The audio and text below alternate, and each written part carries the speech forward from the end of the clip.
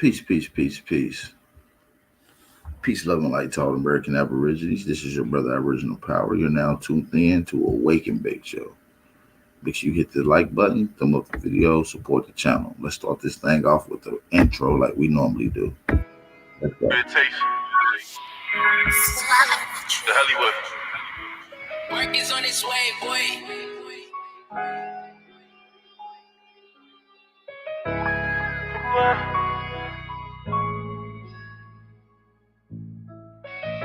Got a 4-5 with a new drum, but a new vibe in the street. I sold my heart right to the streets and I can't play with that. This shit that I did for the streets, I'm not gonna talk about that. I bought my youngins a new 40, told them play with that. So when them niggas spin the black, how you gon' play with that? Got a 4-5 with a new drum, but a new vibe in the streets. Lay it down on the back blocks that I died in the streets. 4-5 with a new drum, but a new vibe in the streets. Lay it down on the back blocks that I died in the streets. Body's on my conscience, and I won't let it. Paranoia taking over, I won't let it. Out your right mind, you won't sober. Know the streets took a toll on you, but you a soldier. This shit I seen too many times before. Drugs taking over, they won't let them go. They make a wrong move, fuck it, we gon' let it blow. He just let me know that niggas' minds ain't right. Only killing for protection. My young niggas got obsessions. For that clout, they gon' press him. Consumed by the hate, another snake that's gon' bless him. He's supposed to be your brother, but he's screaming out that slime shit. Got a blood oath with my family, that's my tie. Y'all put your faith in me, and now we got it, we gon' all shine. And that's my word to the streets. That's my word to the streets. That's my word to the streets. That's my word to the streets. That's my word, yeah. I sold my heart right to the streets and I can't play with that. This shit that I did for the streets, I'm not gonna talk about that. I bought my youngins a new 40, told them play with that. So when them niggas spin the black, how you gon' play with that? Got a 4-5 with a new drum, but a new vibe in the streets. Lay it down on the back blocks that I died in the streets. 4-5 with a new drum, but a new vibe in the streets. Lay it down on the back blocks that I've died in the streets. Father God, first I ask for forgiveness. I ask that you look past our times that we have fell short. Father God, for our ones who do not know your love, Father God, I know that is my purpose to be a lighthouse in your grace. Wherever you lead my steps, whatever obstacle or hardships to come, I pray that you give us strength in the face of the enemy. Father God, thank you for listening to my soul. Amen. I sold my heart right to the streets and I can't play with that. This shit that I did for the streets, I'm not gonna talk about that. I bought my youngins a new 40, told them play with that. So when them niggas spin the black, how you gon' play with that? Got a 4-5 with a new drum, but a new vibe in the streets. Laying down on the back blocks that I died in the streets. 4-5 with a new drum, but a new vibe in the streets. Laying down on the back blocks that I died in the streets.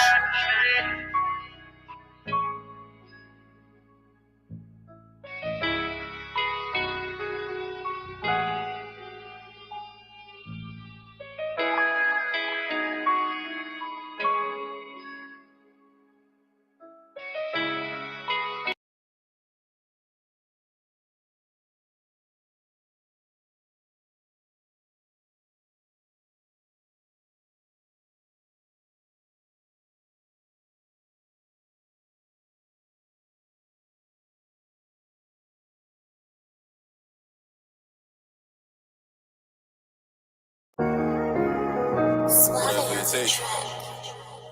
The Hollywood. I had to really step back and look at my situation for what it was. I had to look at my life like it was a movie. I had to look at all the moving parts. So I can really understand what it was. They say love make you blind. Yeah. I'm introverted. I don't talk to niggas cause I'm constantly serving. I got a trap on top of my bed, I got a murder. Echoes out the block, the streets wanna murder. This shit come with burdens, the streets wanna murder. Streets wanna murder. I told you that this thing of ours, it come with burdens. This shit come with burdens. This shit come with burdens. This shit come with burdens. Paint the city red. All the shit I seen replaying in my head. Heard the streets talking, so we caught them boys instead. Block wanna murder and they caught wind of the feds. And I pray they would, but it was right, but really, niggas was crooked. Playing the 50 with niggas that cost them a bullet. Ain't wanna do it to them, but I had to pull it. One foot in the streets, one foot in the trap, one hand on the music. I write right my wrongs on this microphone. It's therapeutic. I know the streets listen when I talk. I can't abuse it. I can't abuse it. I can't abuse it. Oh no, I can't abuse it. I don't talk to niggas cause I'm constantly serving. I got a trap on top of my bag, I got a murder. Head goes on the block, the streets wanna murder. This shit come with burden. I'm introverted. I don't talk to niggas cause I'm constantly serving. I got a trap on top of my bag, I got a murder. Head goes on the block, the streets wanna murder. This shit come with burdens. The streets wanna murder. Streets wanna murder. I told you that this thing of ours it come with burdens. This shit come with burdens. This shit come with burdens. If you're a baby, you know why I get it. Stuck in the grind, bitch, I'm on a mission. Over they talking, little baby, I'm different. Ain't on my nuts, I handle my business. Ain't on my whoa, shit independent. I'm really rapping the shit that I'm living. I got a problem inside of my mind. I hear the streets talking, they tell me to get it. Yeah, I gotta get it. Yeah, bitch, she tell me I'm tripping. All of my money on top of my music to give myself what I was missing. Yeah, I was woke. I never asked them niggas for a bag. I never caught them niggas in the jam. I know the ops stepping in the moon. I know my head going for a tag. I don't talk to niggas cause I'm constantly serving. I got a trap on top of my bag, I got a murder. Head goes on the block, the streets wanna murder. This shit come with burdens. The streets wanna murder. Shout out to everybody in the building, man. It's your brother Aboriginal Power, man. Y'all ready to get this thing cracking? Let's keep it going with the intro, man. I need y'all to hit that like button. We'll play another song, man. Let's get it.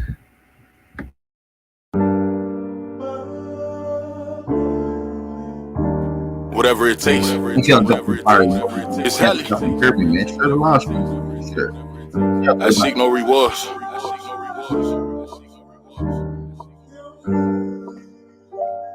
Look. Pressures of being great.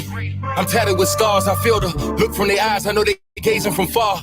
Overcoming my fears. I never wanted this life. Been giving them pain. Know my soul been paying the price. Give fuck about the ice. Really, I just give them my life. Been thinking too much. Inside my head, I'm living it twice. Been feeling convicted. Every time I step on this mic, my art form, it come from God. This ain't no gimmick, my nigga. The vision really is vivid. See my canvas and shiver. Every time I'm here to deliver. My ex bitch, she ain't believing. Now she crying me rivers. She got a heavy heart. But ain't no time for reminiscing. Guard my energy, won't turn me to a victim. Believe in my potential, fuck what you projecting. I make you see my words, like this is a projection. I pray to God that all my soul, yes, I need some protection. Ain't busted down my watch, ain't busted down my chains. Got everything to lose, got everything to gain. Yeah, my soul tied to this shit. And I told the opposition that I'll die for this shit. It's you versus you. Never let this fucking world ever tell you who the fuck that you supposed to be. It's you versus you. Never let them tell you who you are. Define yourself, nigga. Focus on your dreams. It's you versus you. Never let this fucking world ever tell you who the fuck that you supposed to be. It's you versus you. Never let them tell you who you are. Define yourself, nigga. Focus on your dreams. It's you versus you.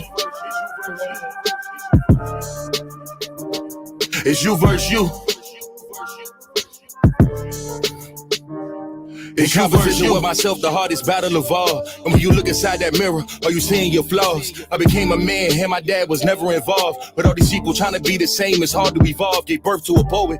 Really, I just write what I saw. And all them days alone writing, it was just me and God trying to find my purpose. I needed a sign. Many days I was lost, I was trapped in a bind. The type of fear that I felt, you can feel in your spine. It's me versus me. I knew that I was different from niggas. I talk my shit. And really, I be shitting on niggas. I'm staying humble. Yeah, I'm staying humble. Ain't busted down my watch, ain't busted down my chains. Got everything to lose, got everything to gain. Yeah, my soul tied to this shit. And I told the opposition that I'll die for this shit. It's you versus you.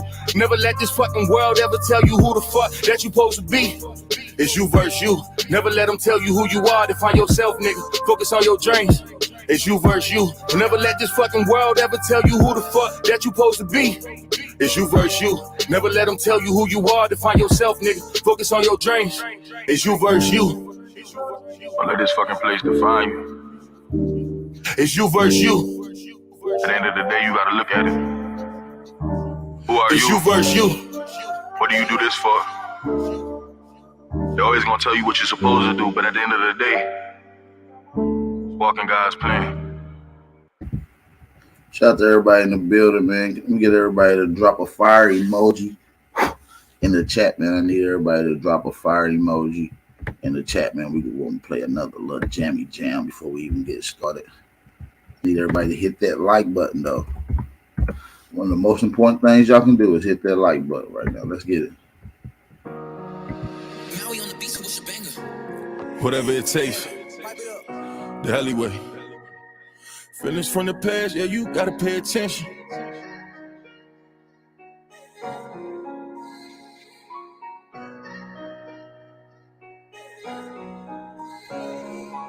Feelings from the past, yeah, you gotta pay attention. They won't say my name, but they put it in a mention. Too much sneak dissing, yeah, we need an intervention. Right before the fall, I swear my niggas, they won't listen. Right before the fall, you took them pills, you got addicted. Right before the fall, you run your mouth, you turn to dentist. Free my niggas in the cage, know that shit get lonely. You was with me from the start, but you did me phony. Look my bitch right in the eyes, tell her she my only. Poppin' shit on Instagram, they don't even know me. Had to turn my savage up to turn me to the old me. Killers moving silent, so I gotta kill them softly. Lie better, little baby, but lie better. You playing the other side on God out. Trendsetter, no talking, I did better. They watching my moves, playing my moves. I did let up, I kept it 1,000. Niggas get shifty, I dead. Something I'm moving around. Gotta get to it, this bread, something they want me to drown. Remember they told me I was nothing. I've been through some things on God, baby, I can't front it. Feelings from the past, yeah, you gotta pay attention. They won't say my name, but they put it in a mention. Too much sneak dissing, yeah, we need an intervention. Right before the fall, I swear my niggas, they won't listen. Right before the fall, you took them pills, you got addicted. Right before the fall, you run your mouth, you turn to dentist. Free my niggas in the cage, know that shit get lonely. You was with me from the start, but you did me phony. Look my bitch right in the eyes, tell her she my only. Poppin' shit on Instagram, they don't even know me. Had to turn my savage up to turn me to the old me. Killers moving silent, so I gotta kill them softly. Do better, you said that you do better. These niggas playing at 50, I really got moved better. I got these on my block, I can't play round. I position on my life, I can't play round. We gon' get it back in blood if they stay round. Know them niggas off the drugs, they gon' lay down. I was love, you put me right in the middle. That niggas that screaming gang and niggas that wanna kill you. They got feelings from the past, pay attention. They only sending shots cause these niggas want attention. Won't be no RIP, heli in the mention. Putting threats on my name, make me turn them to a pension. Feelings from the past, yeah, you gotta pay attention. They won't say my name, but they put it in a mention. Too much sneak dissing, yeah, we need an intervention. Right before the fall, I swear my niggas, they won't listen. Right before the fall, you took them pills, you got addicted. Right before the fall, you run your mouth, you turn to dentist. Free my niggas in the cage, know that shit get lonely. You was with me from the start, but you did me phony. Look my bitch right in the eyes, tell her she my only. Poppin' shit on Instagram, they don't even know me. Had to turn my savage up to turn me to the old me. Killers moving silent, so I gotta kill them softly. Peace, peace, peace. It's your brother Aboriginal Power, man. I want to say peace and blessings to everybody that's in the chat. Shout out to everybody that's tuning in. We got 44 people in here. Let's get these likes up to 44 people in here. Shout out to everybody that is tuning in that's not able to comment in the chat due to your traveling, working, or your daily commutes. I want to wish y'all peace and blessings. Make sure y'all be safe as y'all move around out there, okay? I also want to take the time out to shout out some of the brothers and sisters that did take their time out to comment in the chats. So shout out to you, brothers and sisters. Also, this is the Wake and Bake Show. It's tradition for you guys to drop a fire emoji, drop your city, and drop what you smoking on this Grand Rising. I got a fire ass show for you guys this Grand Rising, so make sure you come fuck with your boy. Turn up one time. We got Copper Color Goddess in here, CJ Curling, Darius Matthews, Rootword, L. Riz, TJ Davis. Who else we got up in this thing? Rodney Gilmore Jr., Adrian Baker, Shell Norton, Chief Crazy Overstanding. Who else we got in here? Oh, sorry, y'all. I'm about to just light my wood up. Hold on. Let me light my wood up. Shout out to Jan Ronner, Mr. Aboriginal Smith, a Chief Serpentine. Shout out to you, bro. Shout out to Chief Serpentine. Juice in the building. Ama Ma Magazine in the building. Lord in the building.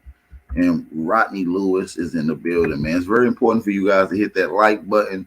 Y'all see they already playing with my algorithm, so I need y'all to work extra hard for y'all brother, for your big brother or your little brother, Big Al. All right, so share the live stream. You know it's all love. All y'all my cousins in the chats. All y'all my cousins. Even the ones that don't like me and don't hate and that throw shade, them still my cousins. You know what I'm saying? We got cousins that be doing little shit like that. You gotta love them from a distance. So this is where the class began. I want to shout out to everybody in the building. Shout out to Shamel Thompson. Shout out to JM3 Legacy. Shout out to all y'all, man. Mr. Aboriginal Smith, what's up, cuz? I'm gonna be on your head real soon, cause I'm gonna be out your way real soon. So I can't wait to pull up on my brothers out on the West Coast. Shout out to everybody in the building, man. It's been a beautiful, beautiful, beautiful, beautiful time. Y'all notice I ain't been going live as much, but listen, I want to kick up some heat. Shout out to my brother Aboriginal TV. He stayed dropping some heat, being very consistent throughout last year and this year, man. We gotta appreciate that, brother. We need somebody that's gonna stay in position and keep this information heated. You know, a lot of people are trying to take away from this Aboriginal movement, add it to whatever movement they trying to do, and gain whatever type of fiat that they can that ain't really putting enough work, don't have enough loyalty, don't have enough camaraderie with the peoples. You know, they just jumping the gun, and you know, so like I said, we're here to be balanced, we're here to be rooted. When I mean rooted, I mean to the grassroots of the community, the organic, the non agenda, the non funded movement, which is right here. You're a part of the Aboriginal movement, man. So listen, man, y'all know we strictly deal with history, anthropology, archaeology, and challenging the mainstream scientific narrative. So man, listen, we got Olmec culture in America, found in North America. You feel me? United States. Olmec signed the Declaration, and Olmec science found in the Eastern Hemisphere. We're gonna be dealing with all that today. So in order to get into that, man, I'm gonna need y'all to drop them fire emojis. Also, man, y'all turn up with the poll in the chat, man. Y'all see I got the question in the chat. Are you a proud American Aborigine? Let me know, man. We got 53 people in the chat. We got 49 likes. That's beautiful, man. We already looking lit, man. I appreciate you, CJ Curlin. I appreciate you, bro. Real talk. Lenore D. Yuta, what up, bro? Good to see you in here. You know what I'm saying? So I appreciate everybody, man. So listen, that's what I do want to ask everybody politely, respectfully. Can we get some people to support the channel today? That's all I ask. I ain't saying right now. I'm saying after we get cracking, because we about to get to some fire information. I want to pick up where we left off yesterday with one of the brothers that we was playing. Shout out to Ali Muhammad dropping some of that fire ass heat he was getting into last time. Definitely was some heat. So we're gonna get into like that type of bag today. We're gonna finish off where we left off. So I'm gonna say peace and blessings. Let's get y'all to drop these fire emojis and let's get straight. Let's get straight into it. Let's get straight into it.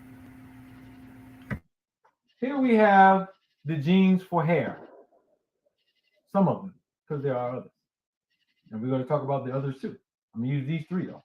The EDAR gene, the WNT10A gene, and the trichohyline gene, TCHH gene. What is a gene? Gene is a segment of DNA. What happens with a gene?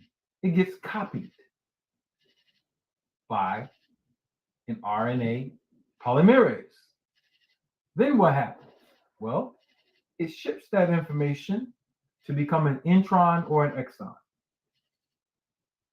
The exons we'll focus on because they're the things that become biological phenotypes, tissues, eyeballs, fingernails. They become all of that. And they take the memory, which is. Hey, so listen, he's telling y'all, I'm gonna just put y'all on some speed of what's going on, right? He's telling you that these particular hair follicles, the way your hair is laid out, is connected to a particular genome. This genome also plays into your phenome. So we're dealing with genome and phenotypes based off of your hair. So when we see in these photos or when we looking at paintings, renditions of Aboriginal people like the Mayans, you're looking at their hair, that's scientific. It's called kinky hair. And kinky hair plays into a particular genome that plays into a particular phenotype, which is why you look the way you are. Hair, your face, skin tone, all this plays off of your genome, letting us know that we're totally different people. Shout out to Jan Renee in the building too, man. She said it's her first time in the building. Make sure y'all show the sister some love. Make her feel comfortable. What's going on, cousin Jan Renee? Good to see you in here. Big bro Tayshawn, what's going on, brother? When you gonna pull up on me again, bro? Good to see you in the chat too, brother. Shout out to everybody in the building, man. Let's get it, man. Let's keep the heat going. The stored DNA copy that information and say, I want to make you look like your mothers and your fathers.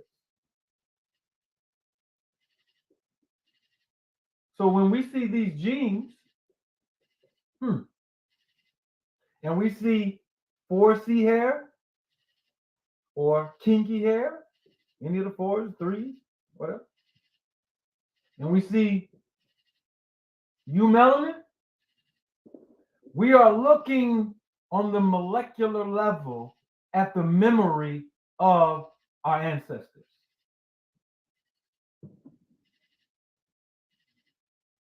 And so if I go make a child with another person that looks like me, it's going to come out looking like us. And that will continue to happen perpetually, unless there are environmental factors or things that we do to destroy that process. It will keep happening. So when I'm looking at this right here, and then I go to this right here, I know what I'm looking at. Upper right, a Eurasian Mexican. Upper left, a so-called African American. Now listen, these people saying that they are these people. How can we debunk these people from claiming to be these people? Look at the hair follicle. He doesn't have kink or coarse hair. He doesn't have the same complexion of eumelanin, nor do he match the phenotypes. See, because we know that the hair goes to genome, the genome plays into phenome. So we don't have the same genotype or phenotype.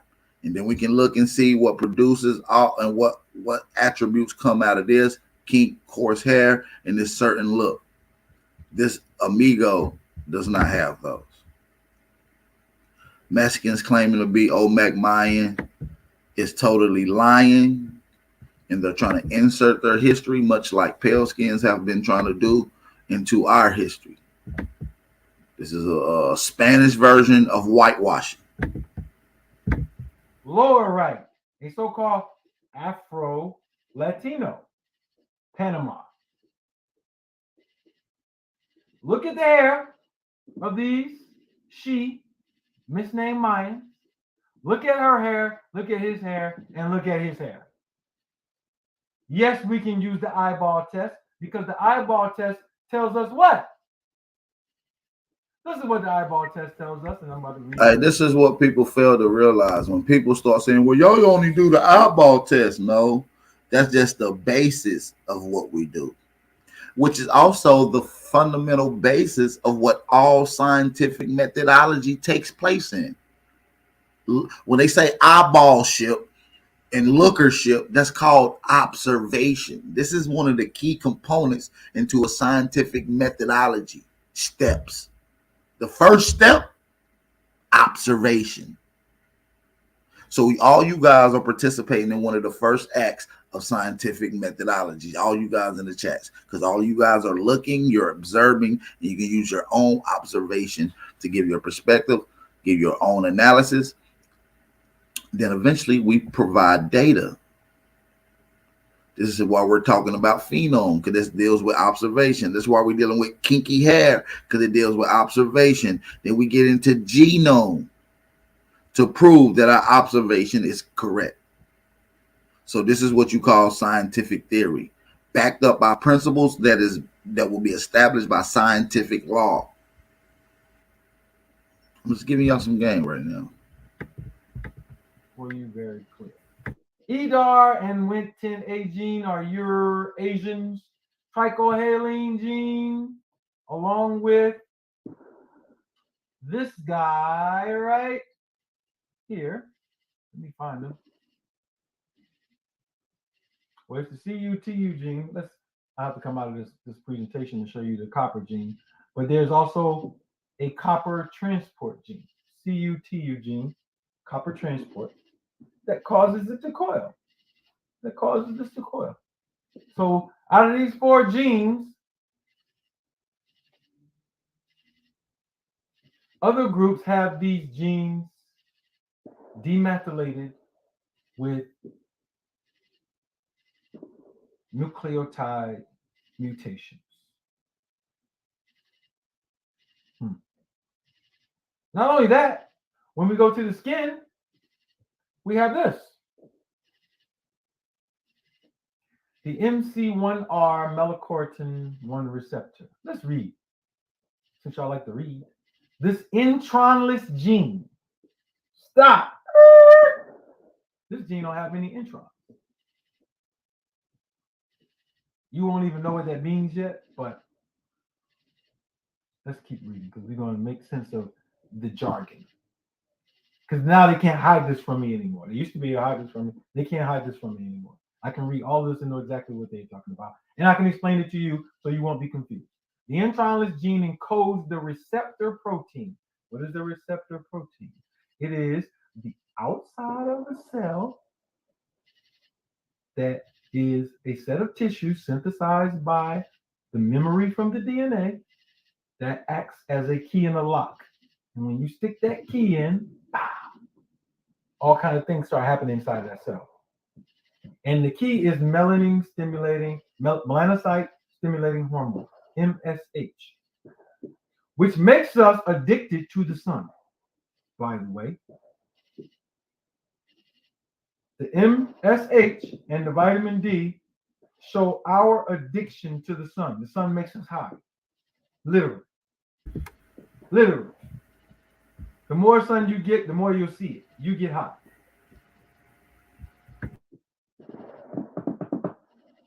So, melanin stimulating hormone. All right. The encoded protein, a 7-pass transmembrane G protein coupled receptor, controls melanogenesis, which is the genesis of melanin.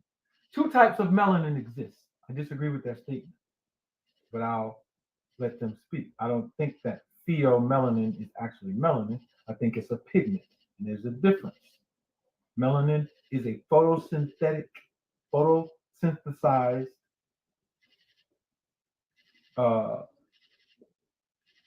cascade of molecules and peptides. Pigment is not photosynthetic. All right. 2 types of melanin exist, but we'll leave that. Red pheomelanin and black eumelanin. Gene mutations that lead to a loss in the function are associated with increased pheomelanin, or pale skin, which leads to lighter skin and hair color. Eumelanin is photoprotective, but pheomelanin may contribute to UV-induced skin damage by generating free radicals upon UVB radiation. UV radiation. UV radiation is coming from the sun. Shout out to everybody in the building, man. Hopefully everybody is paying attention to what he's saying. He's showing the particular genes from which you carry, from which the way your genome is set up to produce your phenotype in your hair follicles.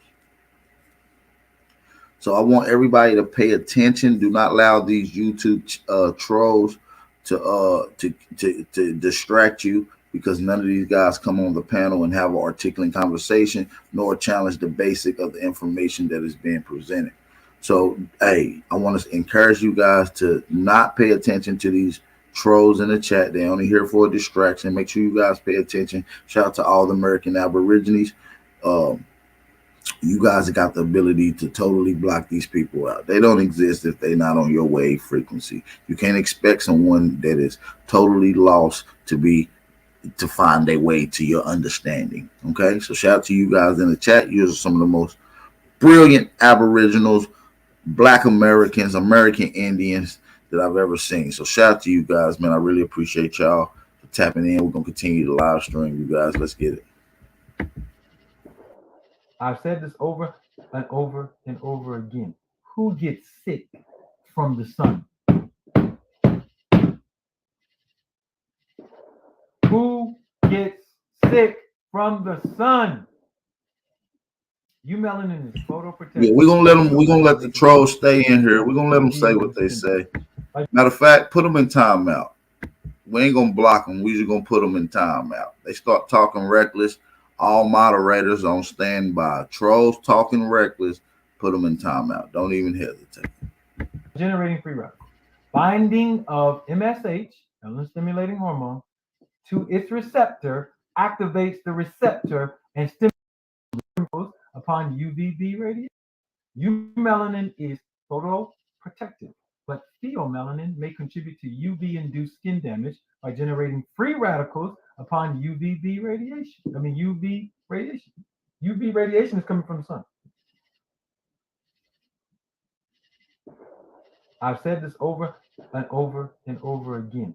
Who gets sick from the sun? Who gets sick from the sun? Eumelanin is photoprotective, but pheomelanin may contribute to UV-induced skin damage by generating free radicals. Binding of MSH, melanin-stimulating hormone, to its receptor activates the receptor and stimulates eumelanin synthesis. That is what you call epigenetic activity. A hormone, which is not a gene, which is also made by genes, but it's not a gene itself, can activate a cascade of activity that tells genes what to do. This receptor is a major determining factor in sun sensitivity and is a genetic risk factor for melanoma and non-melanoma skin cancer. Over 30 variant alleles have been identified which correlate with skin and hair color, providing evidence that this gene is an important component in determining normal human pigment variation. I tell people in every community you have master teachers. In one of our communities, we consider A1 one of the master teachers to the paradigm that has been changed to what we call the Aboriginal paradigm. And we also consider this brother right here on the screen, Ali Muhammad. All right. Chief Key, Ali Key. All right. So, who runs ORNA and the other Global Aboriginal Confederation. He's one of the master teachers as well. So we give him credence as well. So yeah. MC1R gene. The MC1 gene provides instructions. Well, for those that don't know, he has a whole nation and a government occupying out of the Atlanta, Georgia area. For those that don't know, Ja Bricks is actually part of his nation as well. I believe it's a couple other brothers and sisters that's in our community that is part of Dr. Ali Muhammad's Aboriginal Global Government. He has a lot of shit going on scientifically, politically, So yeah, shout out to that brother, man, Ali Muhammad, man. So hey, I need everybody to hit that like button, thumb up the video, support the channel, man. We got 77 likes, 99 people in the building. Let's get these likes up. And let me ask y'all this. Could I ask y'all at the beginning of the show? How many of y'all gonna support the channel today? We ain't even got into the build yet. Like, it's about to turn up. It's about to turn up. I'm proving that Olmec culture, we dealing with DNA right now. We just breaking down that these people are all the same throughout the Americas, based off of their genetic, their genome. You can see it within their phenome and produced by all kind of other attributes after that. We ain't even got started yet, but listen, I'm gonna need some people to support the channel, man. Support the channel. Cash App and PayPal information is at the bottom of the screen, ticking across. Let's go.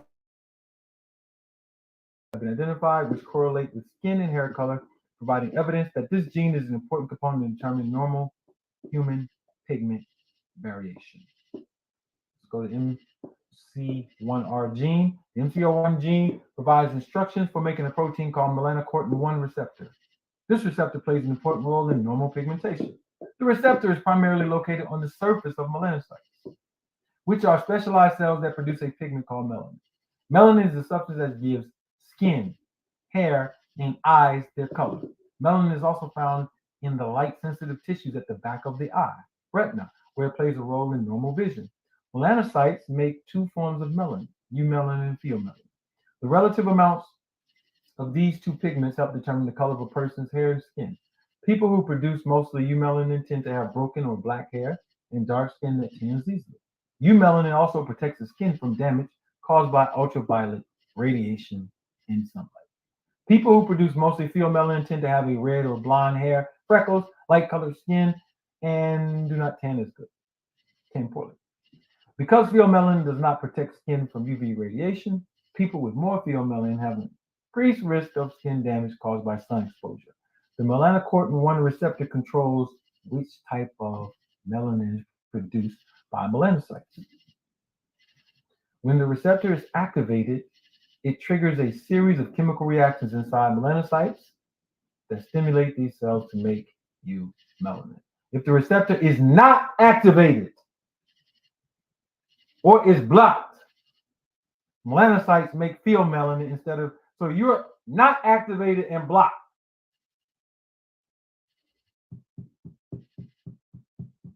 Those are colloquial words though. We're talking demethylation, we're talking nucleotide mutation. Common variations, polymorphisms in the MC1R gene are associated with normal differences in skin and hair color. Certain genetic variations are most common in people with all of the pheomelanin.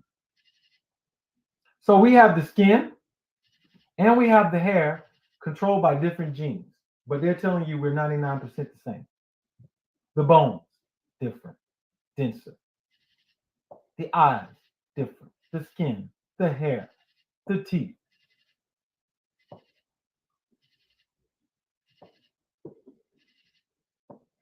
Let's keep going. The TCHH gene provides instructions for making a protein called trichohyalin. This protein is primarily found in hair follicles, which are specialized structures in the skin where hair growth occurs.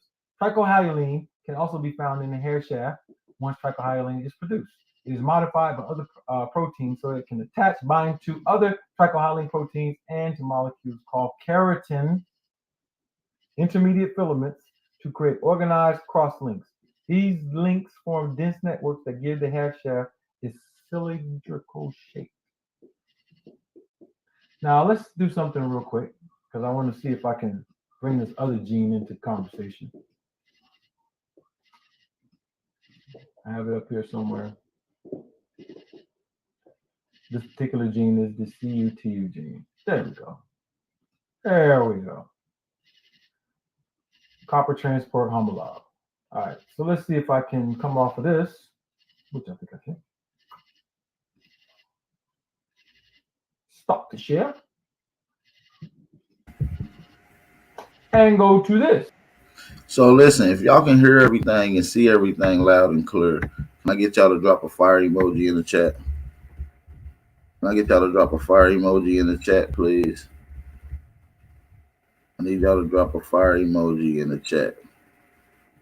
Let me know y'all can hear everything loud and clear. Let's get a few people to support the channel too as we get back to this fire ass build. I do want to take the time to shout out Barbara Banks. Shout out to Barbara Banks for the Cash App donation. We appreciate that, sister. We really appreciate that. Shout out to Barbara Banks. We appreciate that. Make sure y'all support the channel as well, you guys. Don't allow Barbara Banks to be the only one to support the channel. Don't leave her out there by herself. Y'all support the channel as well. Y'all know that the real support the real. Let's get it. All right, let's go back. So we went through these guys and we understand they're speaking in code. That's fine. Speaking code. This is Philadelphia, City Hall, Philadelphia Moneto. What does the word Moneto mean? It means God.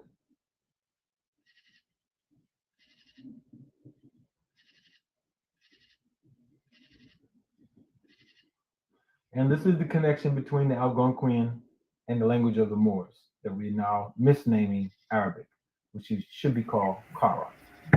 You hear that? He about to connect the language of the mighty Algonquin to the language that they call the Moors language, or what we will call Arabic language.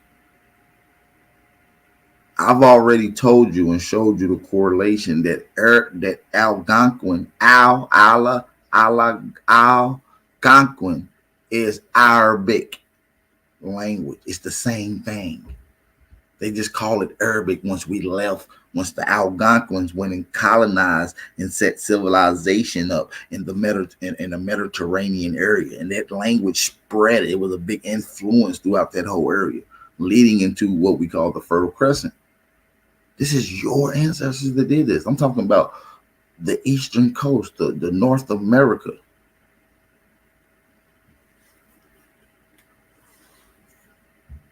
People not telling you this, that your ancestors created the language that they call Arabic. Not only did American ancestors create that language, we created what we call Hebraic language, Hebrew language as well.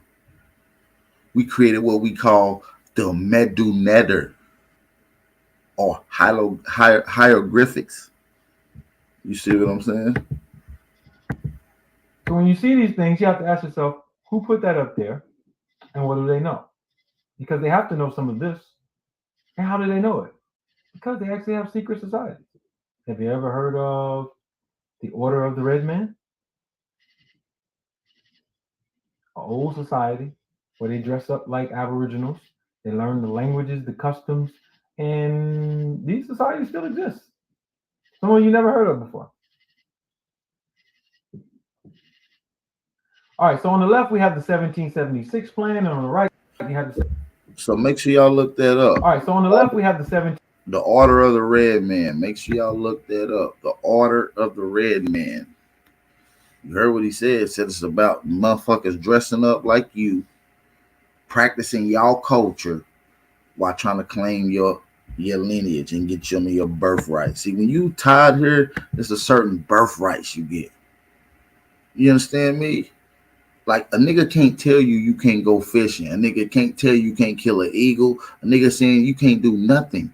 We don't give a fuck about no indigenous or no extinct endangered species in our land because they wouldn't be endangered unless your ass came here.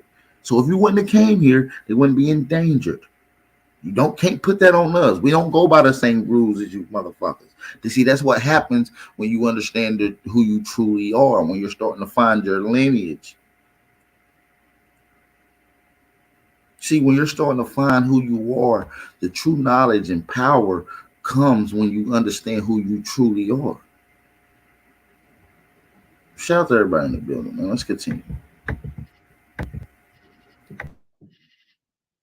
All right, so on the left, we have the 1776 plan, and on the right, you have the 1791 plan. Let's break this down real quick for you so you can get it. Pyramids equal Aboriginals. The end. I don't care how many New World Orders you try to talk about, an eye of nothing. You ain't have no eye nowhere. You're the old world order. We're the new world order. Why do you have olives in your hand and arrows? That's the war with the Moors. Where do olives grow? What is now Morocco? The most prominent place, famous place for growing olives is Northwest Africa. Home of the Moors. So we're going to war with the Moors, and we're going to put our eye over these pyramids to watch these niggas, because if we don't watch them niggas, one of them is going to come up and tell them, that's your pyramids, and those are your olives. And that's the one we got to kill, because that nigga right there is dangerous. And if that nigga tells these niggas who they are, not just for a history lesson, but to reform them into the governments that they used to have, we have a problem on our hands, sir. So that's why they send all these women around and try to do all this crazy shit. That's why they send implants over and over and over into Arna to make me look crazy. Because if I can deliver this information to you and put it in your hand and it spreads and doesn't go viral, right? Nah, we ain't going viral. We ain't going viral. You have to do something else. You have to go STEM on these motherfuckers.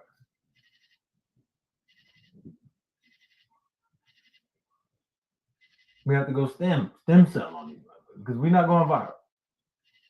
If somebody tells them this war, Aboriginals, Moors, Aboriginals, Moors, olives, arrows, war, 13 olive branches, 13 arrows, 13 stars, 13. What is all of this, man? I'm gonna tell you. I'm gonna tell you what it is. I'm gonna tell you. Let's tell you straight out what it is. Let's go. We already started this conversation out. We're gonna tell you what it is. What is it? It is this. This is where you call me a pagan. But before you do that, before you call me a pagan, no. I'm not gonna let you get away with that. I'm not gonna let you get away with that. You know, because I might not be acting in your Muslim, Christian, Hebrew, Afrocentric, whoever capacity. Let me be really clear about what you don't know. Because I'm about to blow your mind now. And I'm not going to do this in a way that I'm not mocking anybody. I'm not trying to, I'm trying to show you how much you don't know and how they play games with you. 1721 to 1794. Nathan Bailey. Now listen, this is gonna be some critical shit right here. I'm gonna need y'all to really pay attention to this because this is about to get into Olmec culture, signing the declaration on a particular day to leave a historical paper trail that has always been left. All right, I want y'all to get into this, man. All right, I want y'all to pay very close attention. All right, let me shout out to the brother Danny Jones for the Cash App donation. We appreciate that, Danny. We appreciate the Cash App donation, bro. We really appreciate the support. You know what I'm saying? Shout out to Danny for the $5 Cash App donation. Make sure y'all support the channel as well, man. Don't let Danny and Barbara be the only two people support Big Aboriginal Power platform. I know y'all enjoy the channel. I enjoy y'all coming through. And we ain't even got in halfway yet. So I need y'all to thumb up the video. That's most important. And support the channel. Shout out to my brother Danny Jones in the chat, man. Make sure y'all show him some love. Make sure you show Barbara Banks some love as well for supporting the channel as well. I appreciate everybody in the building. Drop a fire emoji if you can hear and see. Let's continue. 1721 to 1794. Nathan Bailey's etymological dictionary states Lucifer, the morning or day star, the planet Venus when it rises before the sun. That's what it used to be. And I'm going to give you the context of how stuff is socially engineered and how your fear gets laced into the social engineering and how you become a puppet through word triggers. That's why I don't believe in curse words. People talk about curse. Oh, curse words, curse words. I'm going to respect my elders and children. I'm not going to be cursing around them because that is the way that they have been socially engineered.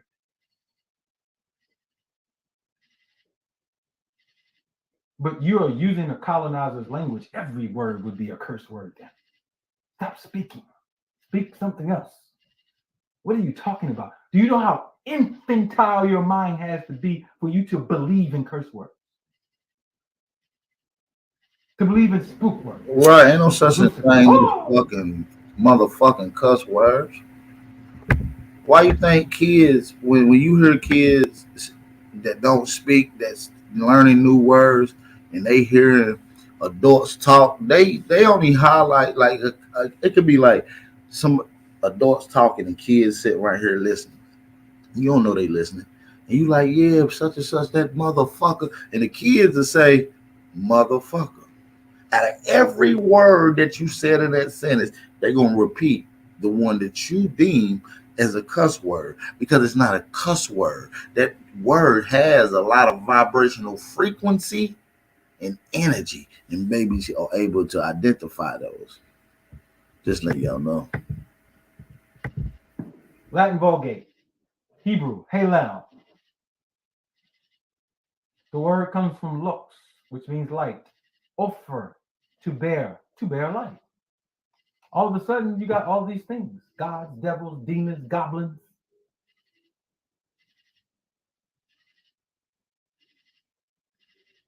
It's a comedy show. And there are people who are laughing at you because they know they can say a word and it triggers you. Meanwhile, they're taking the 13th floor off of all the stuff because 13 is tied to all of this and this Masonic stuff and this New World Order and this all this stuff. And then you look at it and you're like, man, what the fuck are they talking about? You don't know what you're talking about. Let's go back to it. Let's go back to it. This is Ishel. She's holding a rabbit and she's in a crescent. This is Mexico. This is what it represents. The 584 day conjunctions of Venus and Earth. This is the star that it makes, which has been placed and said this is the star of Satan. I've shown you if you cut an apple laterally, you'll get this shape inside of there with the seeds. Pretty much any fruit that has seeds at the core, pears, apples, you'll get this shape of the seeds. And there's a reason why you get this shape. It's not because the devil made the pear.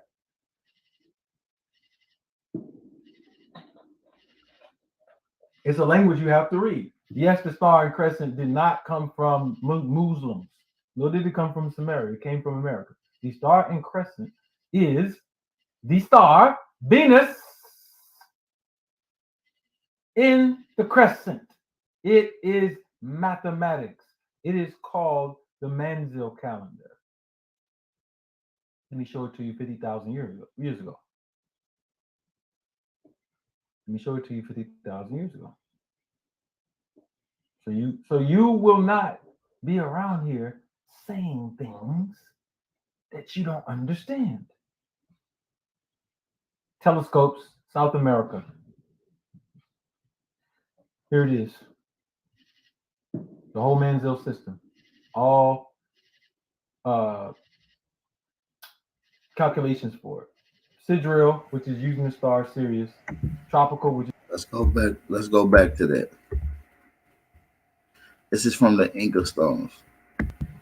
And when you put these Inca stones together, not only is they doing science like astronomy, right? They was also doing brain surgery on these particular stones. The Inca stones is roughly around 55,000 years old. They coincide with the sunken civilization right there off the western tips of Cuba that's underwater right now. They talk about a cataclysm that they seen coming, that they had to gather up to go set to migrate to a different hemisphere. And they brought the science that they could gather. They was already looking into the skies. They seen this cataclysm coming. This is advanced Olmec science. Here it is. The whole Manzil system. All calculations for it. Sidereal, which is using the star Sirius. Tropical, which is using the sun and earth relationship. Manzil, which is using the count of the moon against the backdrop of particular constellations. 28 sections of them.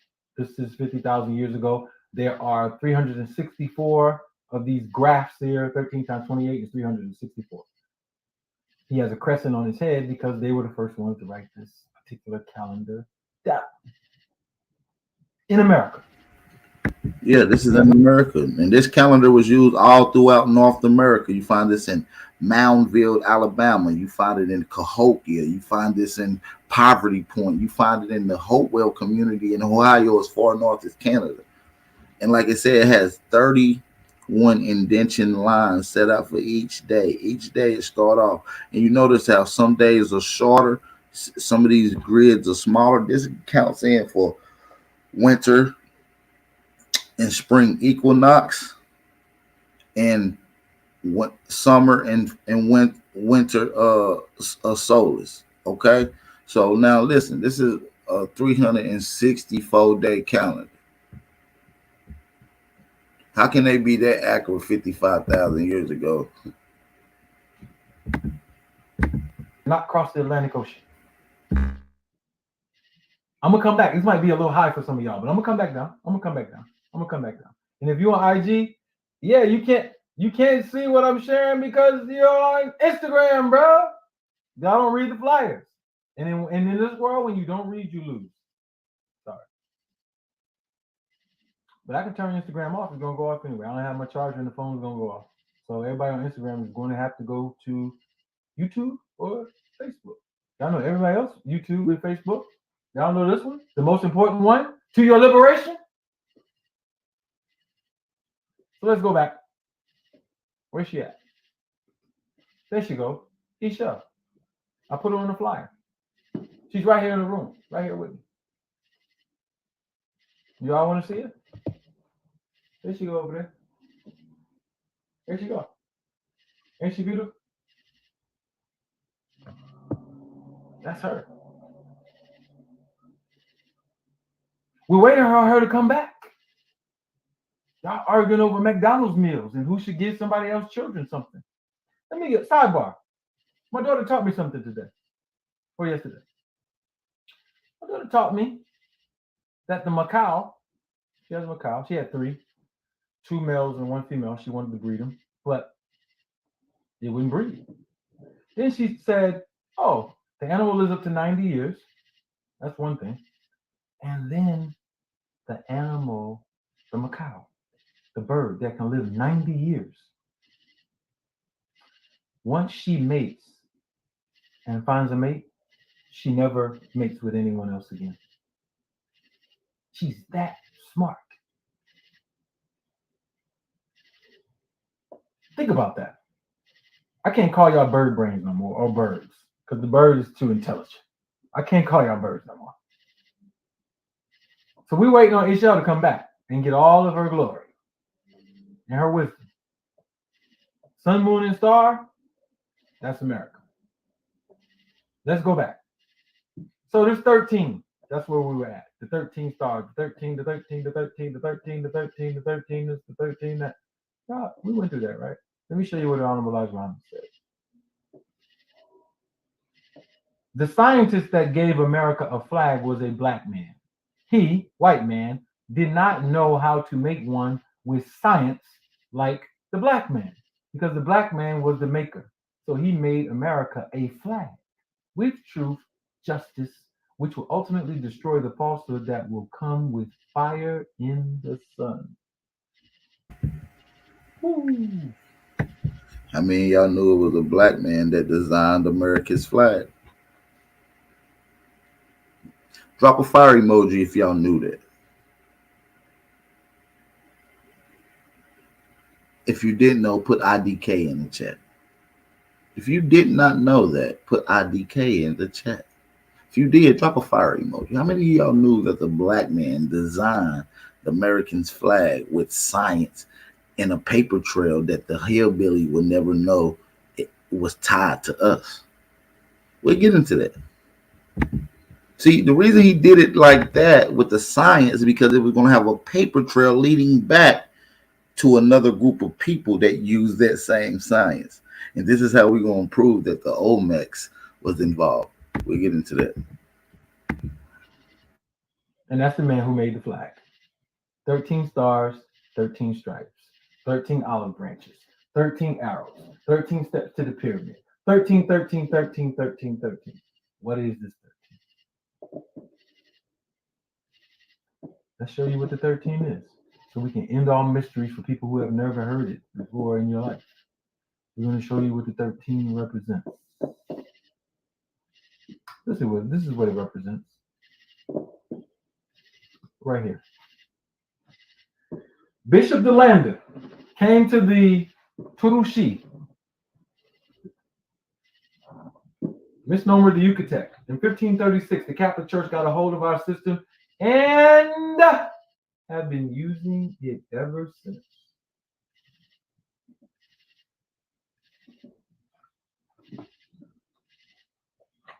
The cross was the solstices and the equinoxes. We call that power tune, like Chief Power Tune. And these are the 13 celestial bodies which come in the name of ancestors that they found. And they took back to the Roman Catholic Church. This is what it is today. This is what all y'all studying with Robert Camp and all of this. And you actually don't know what y'all looking at. I don't care how many readings and stuff, whatever y'all do. Trust me. I put out about 10% of the cartomancy knowledge that I know so far. 10%.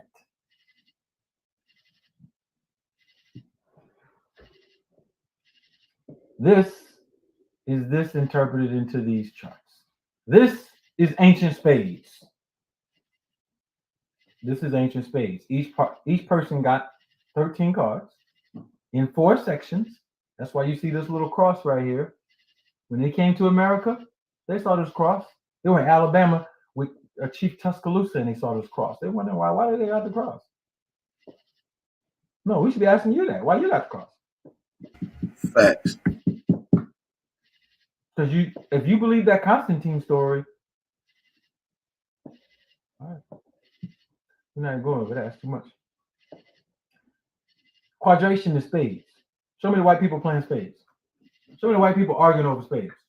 Show me the white people that sit there and play spades all night, all week. They're gonna be playing spades tomorrow. Y'all playing spades right now.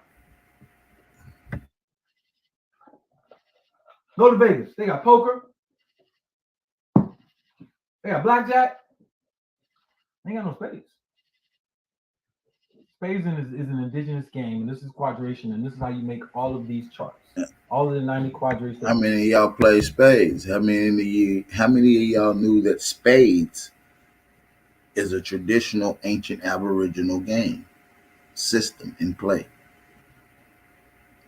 Everybody know at an Aboriginal gathering, at a nigger gathering, we enjoying his food, his friends and family, and it's often a game of spades being taken place. Shout out to everybody in the building. Drop them fire emojis. Share the live stream. It's very important for you guys to share the live stream, man. We got to get as many people in here as possible. Also, support the channel. If you want to know how to support the channel, Cash App and PayPal information is at the bottom of the screen. Shout out to everybody that's in the building, man. Let's continue. Shout out to everybody. That you use to do all your reading. This is how you make it. 13. Let's keep going. July the 4th, 1776 at 2:23 p.m., 2 people signed this contract, John Hancock and Charles Thompson. It is called the Declaration of Independence. It is now lost. Dunlap broadside Declaration of Independence is missing. It is an expatriation document. 13 degrees, 4th polarity. Somebody instructs them to do this. And only 2 people could sign the document. You don't see no Thomas Jefferson, Thomas Paine, John Hancock, your John Hancock, and Charles Thompson. Both of whom were citizens of Aboriginal tribes, which we proved that. And we're going to use their own journals to prove that, give you the sources as well. 13 degrees into the 4th polarity. Right off of one of the power tons, which is the summer solstice. They got together. Summer solstice, where the sun is at its highest. And then calculated to say it's time to do this.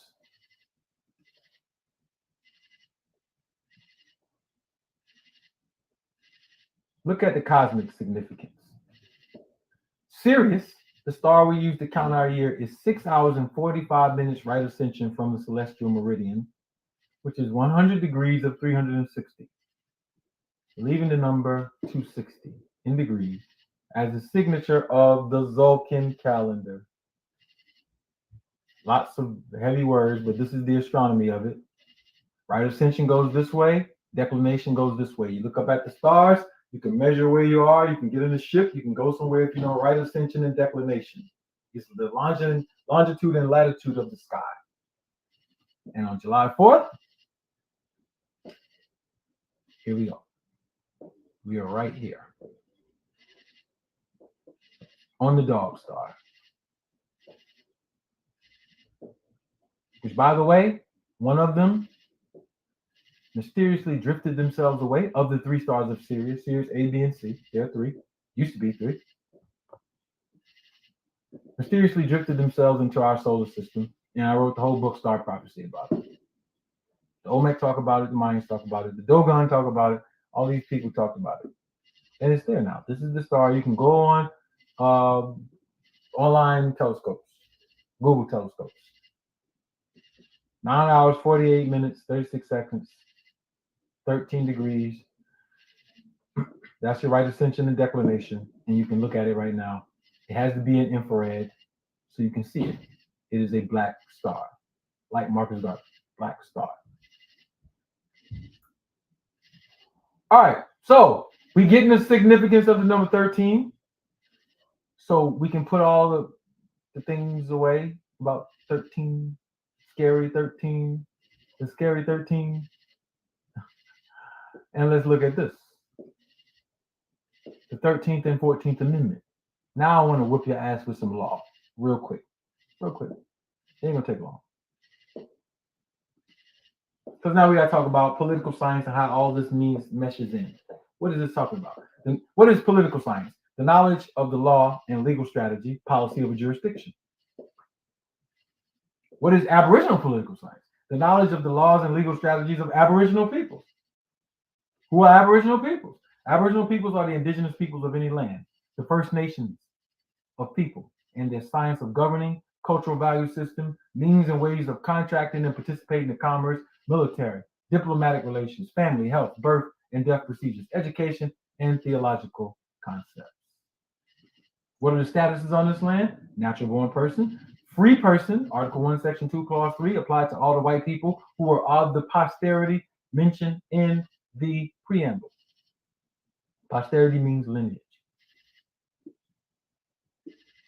Aboriginals, misnomer Indians, Constitution, Article 1, Section 2, Clause 3. Then you had indentured servants. Then you had 3 Indians. Aboriginals, misnomer Indians, Constitution, Article 1, Section 2, Clause 3. Aboriginals, misnomer Indians, Constitution, Article 1, Section 2, Clause 3. Then you had indentured servants. Then you had 3/5 bonded property. Then they said, okay, we're going to get rid of all this with this war, and we're going to make them all 14th Amendment citizens. But bring me one scholar, all the scholars that's been out here, Ta-Nehisi Coates and all this, bring all these people who stood before the Congress and ask them one question. When the 14th Amendment was given to black people, why did they take the word free out? Because when the white folks wrote their citizenship in Article 1, Section 2, Clause 3, they had the word free. In the 14th Amendment, they took the word free out. What is the legal definition of free? And why, when you were offered citizenship, they took the word free out? Because you're not free if you don't have a nationality. You're not free. You're not a free people. You're not free. You're not free.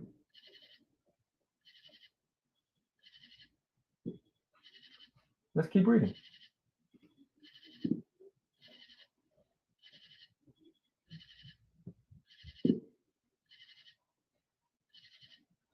You're not a slave.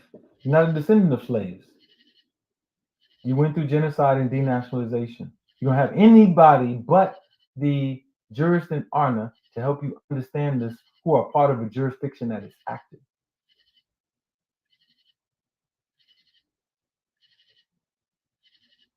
Look at what they said in Dred Scott. This is legal precedence. The defendant pleaded in an abatement to the jurisdiction of the court that the plaintiff was not a citizen of the state of Missouri, as alleged in his declaration. Being a Negro of African descent, whose ancestors were of pure African blood and who were brought into this country and sold as slaves. Here's the precedence of the case, because you don't read. Gotta read. Can a Negro, whose ancestors were imported into this country, and sold as slaves, become a member of the political community formed and brought into existence by the Constitution of the United States, and as such become entitled to all the rights and privileges and immunities guaranteed by that instrument to the citizen, one of which is the privilege of suing in a court of the United States in the cases specified in the Constitution. It will be observed, listen to these words, that the plea applies to that class of persons only whose ancestors were Negroes of the African race and imported into this country and sold and held as slaves. Juneteenth, which I call Coonteen. Every time you tacitly agree that you were a slave, you under the curse of Cain. And I ain't talking about cocaine. I'm Talking about the mythical Cain. Cain and Abel. Cain killed his brother.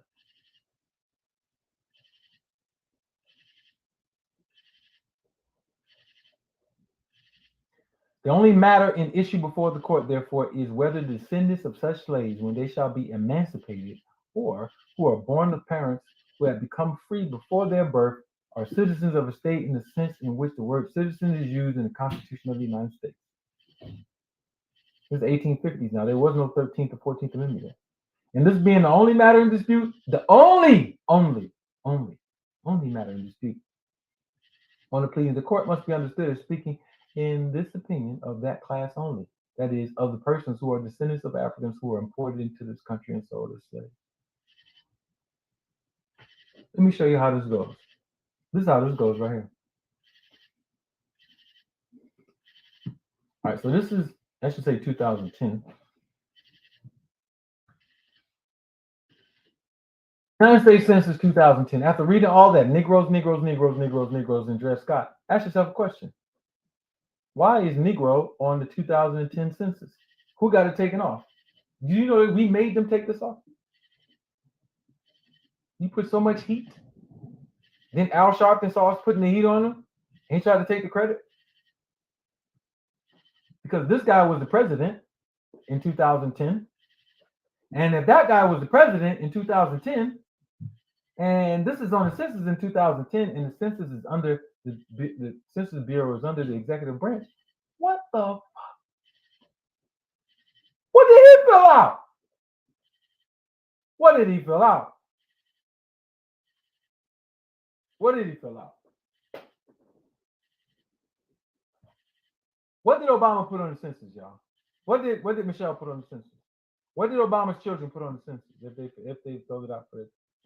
How? I just read the Dred Scott case. The word is an insult. That's like putting cracker up there. Indian is also an insult. But this Dred Scott case, that's not the only part that's Indian is also an insult. That's like putting cracker up there. Indian is also an insult. But this Dred Scott case, that's not the only part that's important. This part is also in the Dred Scott case. And what does it say? It says the situation of this population was altogether unlike that of the Indian race. See Black Laws, 4th edition, because Indian race is a misnomer for Aboriginals. The latter, it is true, form no part. Indian race is a misnomer for Aboriginals. The latter, it is true, for this population was altogether unlike that of the Indian race. See Black Laws, 4th edition, because Indian race is a misnomer for Aboriginals. The latter, it is true, form no part of the colonial community and never amalgamated with them in social connections or in government. They were yet a free and independent people, associated together in nations or tribes and governed by their own laws.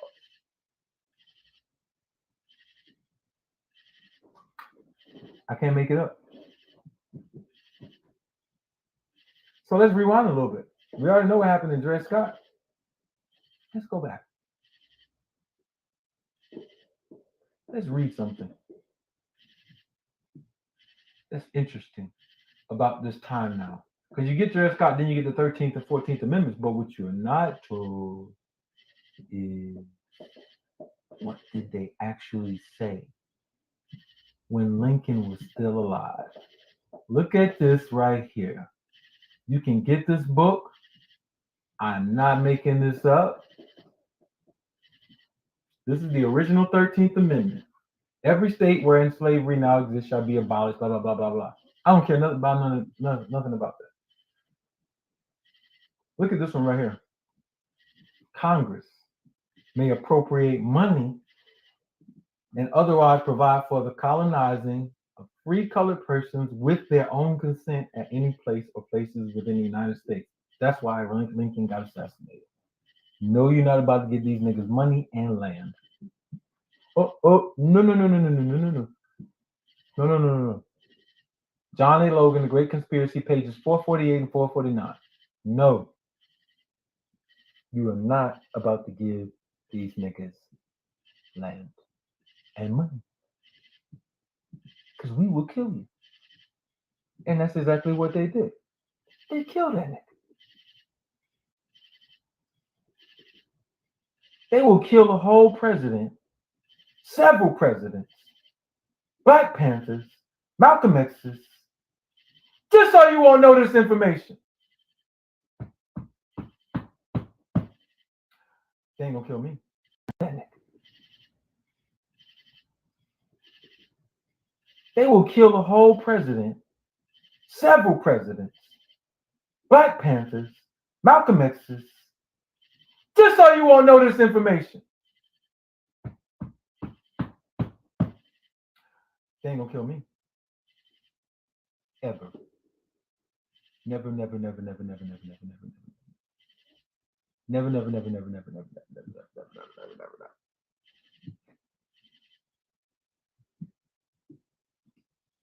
I know something Malcolm X didn't know. I know something that Abraham Lincoln don't know. Sorry. Current 13th Amendment. Neither slavery nor involuntary servitude, except as punishment for a crime. No slavery, no involuntary servitude, except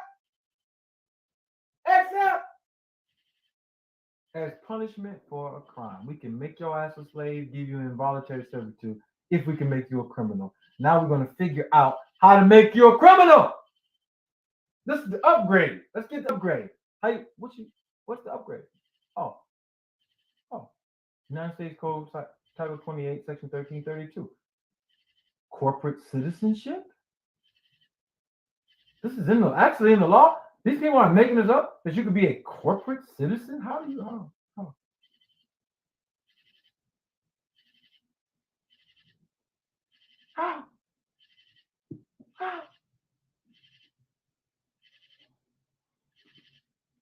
Check me out. This is how. 21 or 22 companies now are primary dealers to the Federal Reserve. They purchase 95% of all the government debt. The number one gross domestic product in the United States of America is debt. The mortgage market, they control the energy market, the technology market, the military industrial complex, the prison industrial complex, the food industry, your municipality, county, borough, state, federal government. And you know how they do this? They're families. They're families. That's how. They're families. They're families. The only thing. These are some of the companies. They're on your credit report. Goldman Sachs, JP Morgan, and Bank of America. They are TransUnion, Experian, and Equifax. These people are really smart. But you know what? They're not smarter than us. They're just not.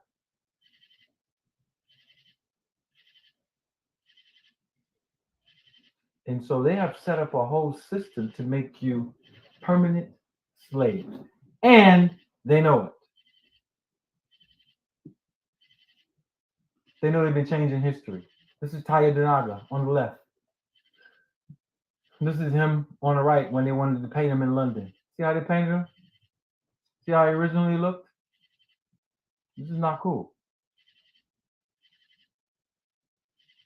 Let's keep going. Go back though. Because now I want to go to this guy. Because remember, I showed him, Charles Thompson. I put him up here. Y'all see all the significance of 13? I'll see Zulu means dog. What's up, dog? Why we start doing that? Because that's your gene speaking. That's your gene speaking.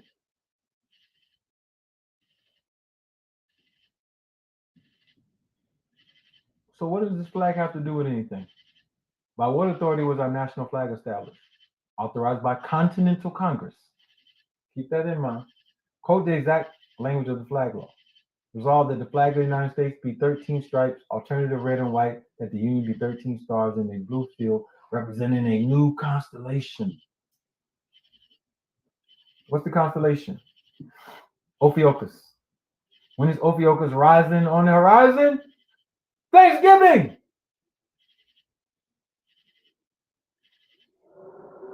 Thanksgiving. All of these are astronomical holidays that indigenous people had, that Masons and other fraternal bodies of Europeans stole.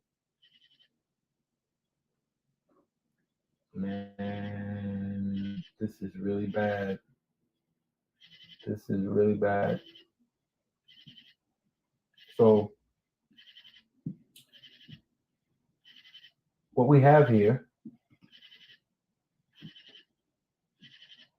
is fraud. But you have to have your own courts to deal with it. Where are your courts?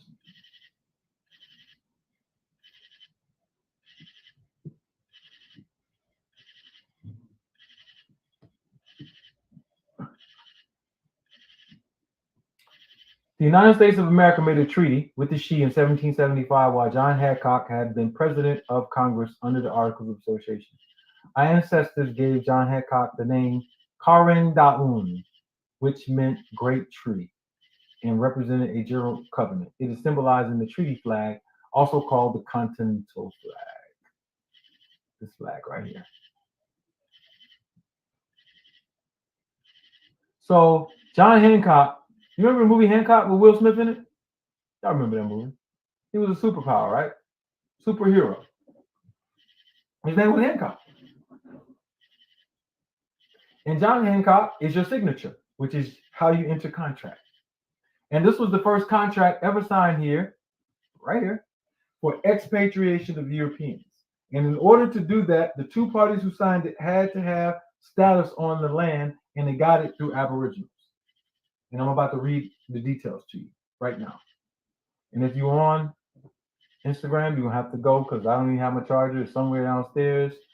And you're going to phase over into Facebook or Aboriginal Global Media, or it's just going to cut off. So that's my last warning to y'all. Because I'm going to get in this material and it's just going to phase out. And I don't want to leave and go down there and grab it. Charles Thompson. Historical Society of Pennsylvania. Charles Thompson, Prime Minister of the United States. Author Fred S. Rollator.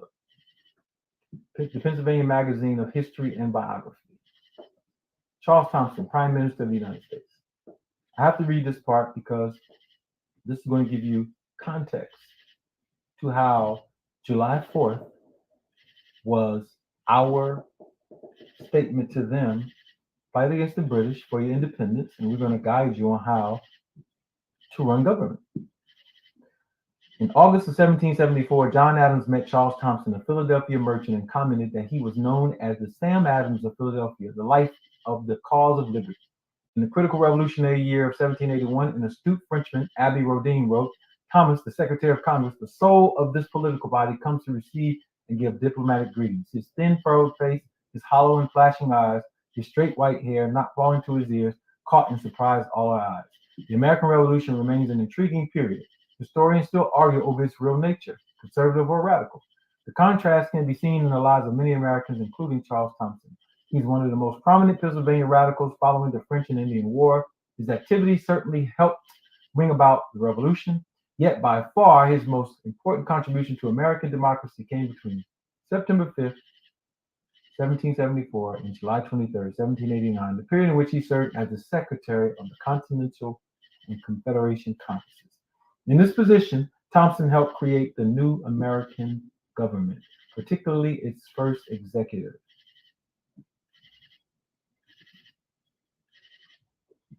All right. I don't want to read all this. I want to read the really important parts.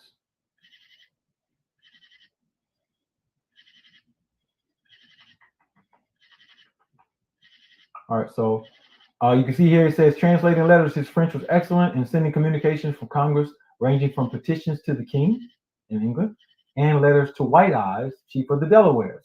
That's who gave him his status. There was different reasons I put each one of these in here.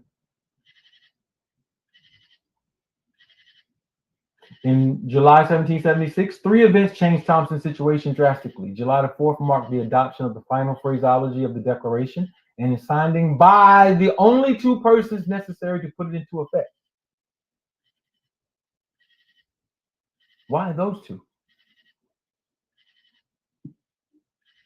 President of Congress, John Hancock, who always wrote his name that large, and Secretary of Congress, Charles Thompson. The need for an expanded central government now brought on the second event, congressional authorization for Thomas to employ his first clerk, July 12th, making him an office supervisor. 3 days later, the radical Whigs won the fight to adopt a new constitution for the state of Pennsylvania. Thompson, a moderate Whig, was on the wrong side. He now changed from a Pennsylvania politician to a full-time federal administrator. All right. So now you're going to start to see they needed his signature to do everything. John Adams was horrified in 1780 when he learned of the intentional publication by Congress of a forgery over Thompson's signature. They started forging his name. Now, where did he get his authority to do this from? He got it from Tidishong, who was a chief of what we call the Delawares. All right. These are just some sources.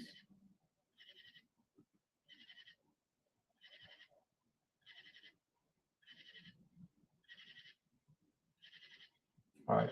So now you start to see natives coming into the on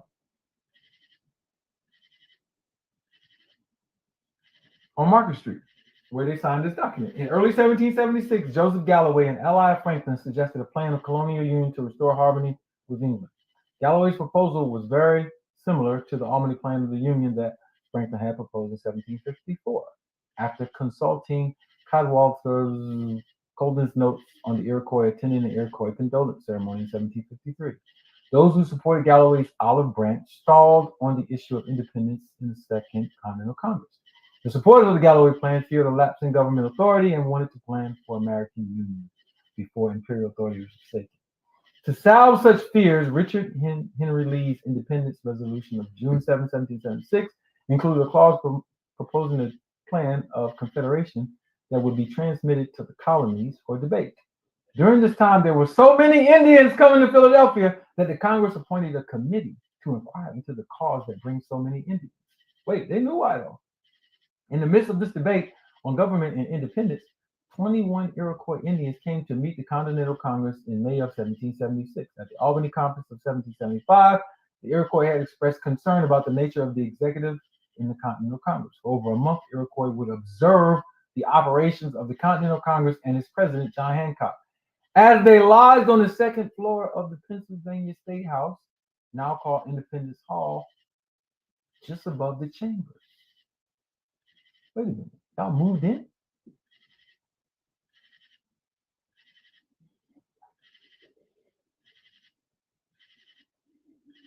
And this is just the surface. This is not the it. But now you're starting to see, okay, 13 colonies. Why 13 colonies? Why not 12 colonies? Why not 11? Why not 10? Why 13? Aboriginals in the Independence Hall building while you are preparing the Declaration.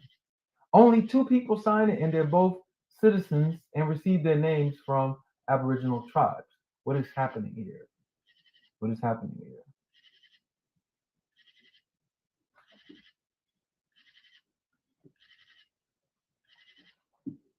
All right, keep going. These are some sources. It's more talk. I want to get to. All right, they named him the man who tells the truth. They gave Charles Thompson a name in 1757. This is right after he was first appointed. He was appointed to be the head of the Secretary of Continental Congress by who? Chief Tidishong of the Delaware, which their name was not Delaware. Delaware comes from Delaware, which was a general at that time. They call them Powhatan before that time. Let me show you where that word is so you can see that. Y'all know about Chief Powhatan, but Powhatan was not their name. Show you a picture of them that they commonly give, though, just so you can refresh your brain, your memory. If you never heard this information before, there it goes. Powhatan. Where does the name come from? It comes from a glyph. 4 stones. Powhatan. 4 stones. That is the solstice and the equinoxes. Those are celebrations where we had powwows. So you get the word powwow from. All right. It is a Mayan word. The Mayans were. Yeah, it means the 4 stones or the 4 sections, the 4 seasons. The Powhatan, which is what you see on the screen now. This is you see on their back. This is during the winter and summer. I believe this is during the fall equinox, and it's always going to see a box, a square. Remember the cross? The cross really is just the X, and the XI symbolizes the people who ultimately came up with these practices and spiritual document paper trail. They call them the Olmec, but we call them the She people. XI. So you see the X representation of the 4 seasons. Aboriginal. Your ancestors. Word. Your Mayans were Aboriginal. Your ancestors. Powhatan is in Mexico. Powhatan is in Virginia. How did Powhatan as a name get to Virginia? And when you read the description of Powhatan, they said that he came with 200 black devils as black as himself. That's his description. I put that in the book too.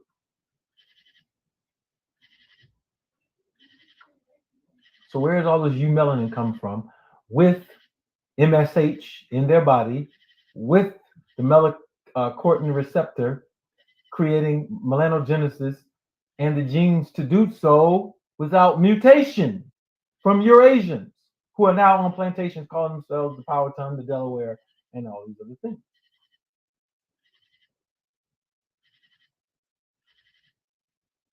So we get the phenotypical description and we get the genetic understanding that somebody's lying and that the natives did not disappear. They're here and they're called African Americans. That's simple. That's simple. John Carter Brown Archives, the Swedish came. Look at what they found in the 1600s.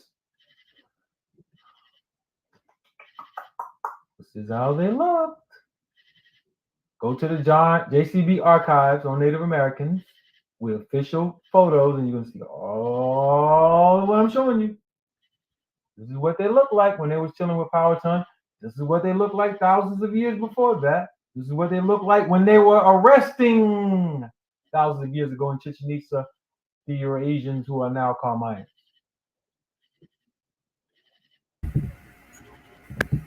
So, like I said, this particular glyph is from 1000 AD. Y'all been seeing me show y'all this for a couple years now, showing you how we imprison these Eurasians. I don't have to. History is history. Heritage is heritage. We don't have to make anything up. Powhatan. 2 on the other side, 2 on the side. They're holding up the earth.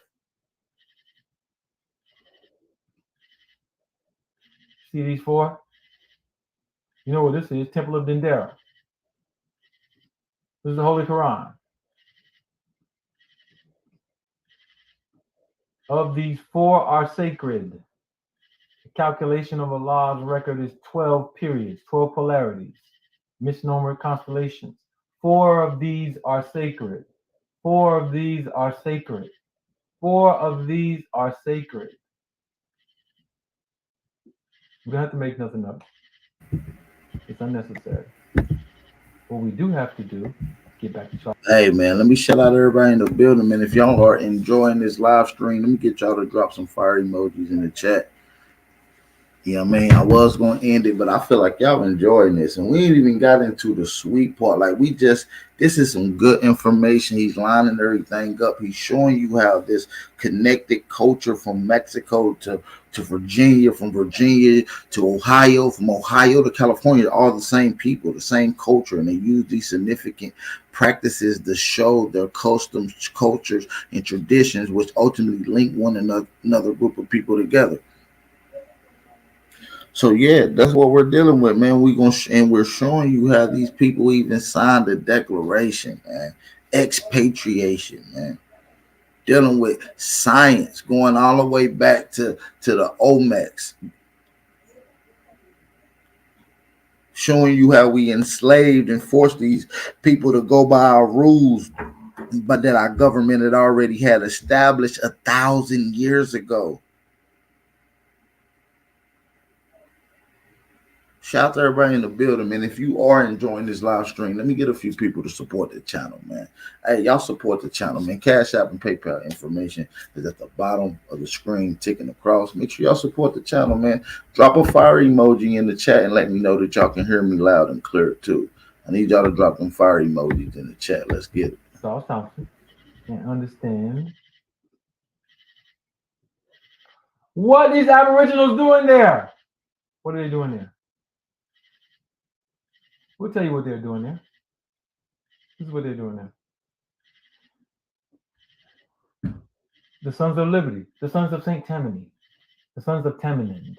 Tammany was the chief that met with William Penn. When William Penn met with him, what did he say? They're black. So we just keep getting this right. And Chief Tammany is also known as King Tammany, and if you, for those that's in the Philadelphia or the Northeast area, downtown on Market Street, I believe it's Market, and I forget the other street that is crossing on, but down on Market Street, there's a statue of a guy dressed in what we will call ceremonial garb, standing on top of a turtle's back. That is King Tammany, better known as Chief Tammany. So if y'all ever in that area, go look that up, man. A lot of history, and that's where he's talking about William Penn. That's where William Penn first came into Philadelphia. All right. And when you go to Philadelphia, you're standing on a turtle right at the end of Market Street. So we just keep getting this right. And when you go to Philadelphia, you're standing on a turtle right at the end of Market Street, which was the so-called slave where they were selling slaves. They put your symbol at the end, him standing on the turtle, just to remind you. Then you go down to Mayan land, and what do you see? You see the ox, the turtle, standing on the turtle. And then when you go to the actual cosmology, because I'm about to come back to this, I'm about to read what that says. I didn't show pictures for the Tammany, but I can show this pyramid right here. Wow, that's the art museum. 1823. Thomas Birch. The art museum is on the pyramid.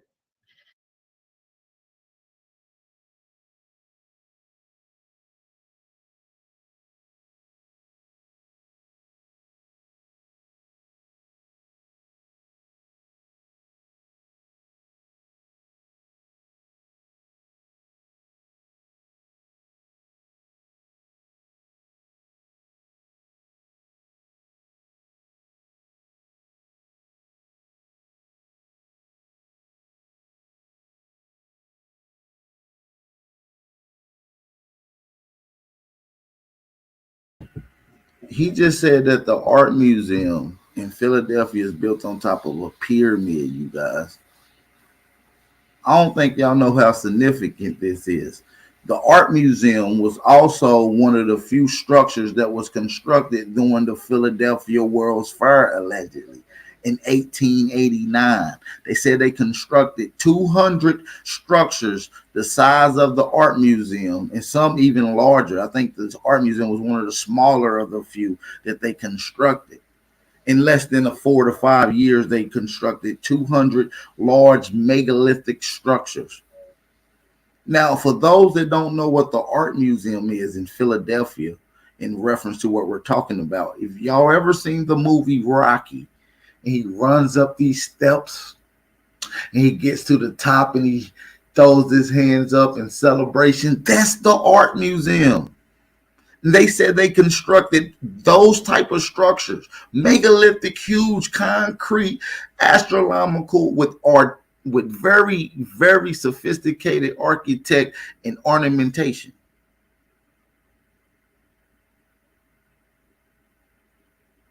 You understand me? And they built all these particular structures within a couple of years. And he's saying that the art museum was around in 1883. You understand what I'm saying? We got to pay attention to that. Pay attention. I don't think y'all understand it. This is very significant. Do y'all hear what he said? It was built on top of a pyramid, is what he just said. Let's get to it. 1820 right here. Wow, that's the art museum. 1823. Thomas Birch. The art museum is on the pyramid. Well, let me go back to this. This is what I wanted to read about this turtle. There he is. 41 octillion years ago, 3 firestones in the sky. Makanzak, the place of light, the stele named after the creator. Halak, the first image. Kaaba. The stones in the X formation and the 3 stones. Osh, don't know who Osh is. That's Mercury, Gemini, Cal, and he says stones in the X formation. Listen, pay attention. The stones in the X formation and the 3 stones. Or the X formation is, like I said, also misnomered as what we call the cross. I'm just giving y'all game. It's the same. Stones in the X formation and the 3 stones. Osh, don't know who Osh is. That's Mercury, Gemini, Cal, and Tune. Stone. That's air, Cal, and Tune. They represent the 3 stars in the belt of Orion, according to Linda Shele. She's a Mayan epigraphical scholar. And we see them as symbolically representing the 3 stones in the sky. And they're on the back of the Ak, the Turtle Island. Is it by chance that the movie National Treasure, which is all about the whole losing of the Declaration of Independence and the treasure, the city of Cibola, and then at the end in the last series, he has all this Olmec and Mayan treasure. You have a little black boy who's teaching them how to get and break the codes in the movie, and his name is Chief. And the author of the movie is called John Turtlebaum, the director. Can't make this up. I don't have to make this up. Here's the 3 stones right here. And why did they put this here? This is Mexico, this is Egypt. Why did they put that there? Well, we've been telling you why they put that there. We've been telling you over and over and over. This is the 0 degree celestial meridian. Nintaka, Al-Ninam, and Al-Nitak. That's what it is. This is how you measure the sky. It has nothing to do with what you think it has to do with. See these right here? 1, 2, 3, 4, 5, 6. Who is the Arrested? This is 6,000 years ago. This constellation is between Gemini and Taurus. 6,000 years ago, you had an enemy that came on the planet. And the royal bird is coming to arrest him. And the Neb, or Nu Mer, coming to arrest him. This is history and prophecy, all in the same stele. They call him Narmer, but his Nu Mer. And look who's right behind him. The dog star. Shulukin. All of this is astronomy. Most Honorable Elijah Muhammad told us our history is written in the stars. Literally. And so when you see people say the slave trade was started in reverse, that comes from the Jesuit letters, the original source documents. And it's true. They made you slaves. You literally you're bonded. This is what all the sovereign citizens are trying to figure out how to deal with.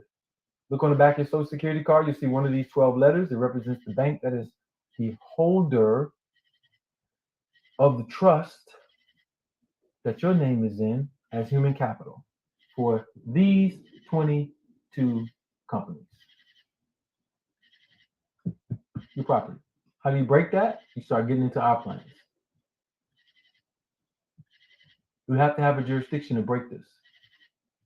You can't break this by voting for Obama. You can't break this just by studying history and saying, oh, Benjamin Bay.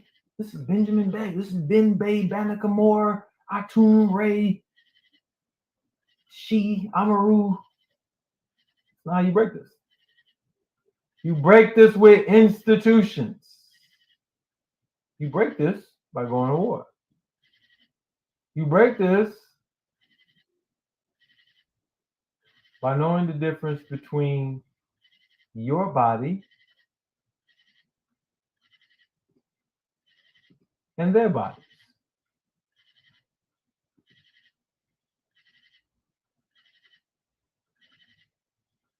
You break this by not getting fooled.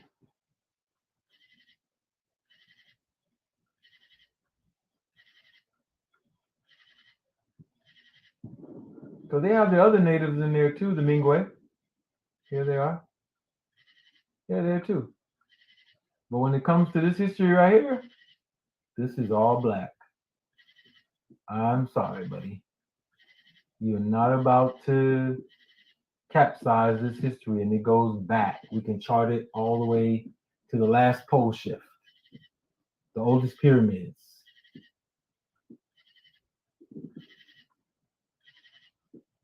We know why they went from here to go over here and build, when they went to do it, and why it's there.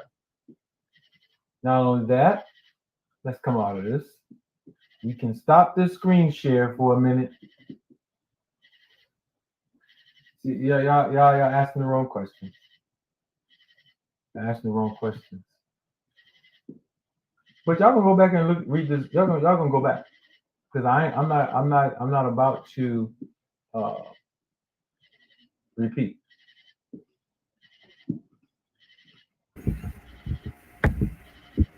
And we're gonna get into the biogenetics of melanin here in a second. We're gonna show, and not only that, we're gonna get into a migration, a population bottleneck, genetic bottlenecks. We're gonna show how this science from the She, better known as the Olmec, better known as Aboriginal cultures, migrated to the Eastern Hemisphere, and they brought this science, and they make sure that they documented and carved what they dropped off and how they started civilization and what they needed, the tools that were needed to bring and restart civilization.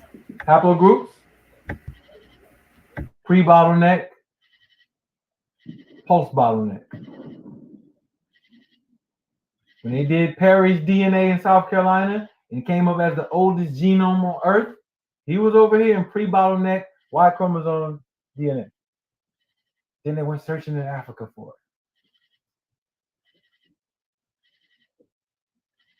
And they found the homologue of it. But the oldest DNA on Earth is in America, in the American South. Not in Asia, not in Africa, not in Europe, not in Australia, not in the North Pole, not in the South Pole, the American South. The oldest DNA on Earth.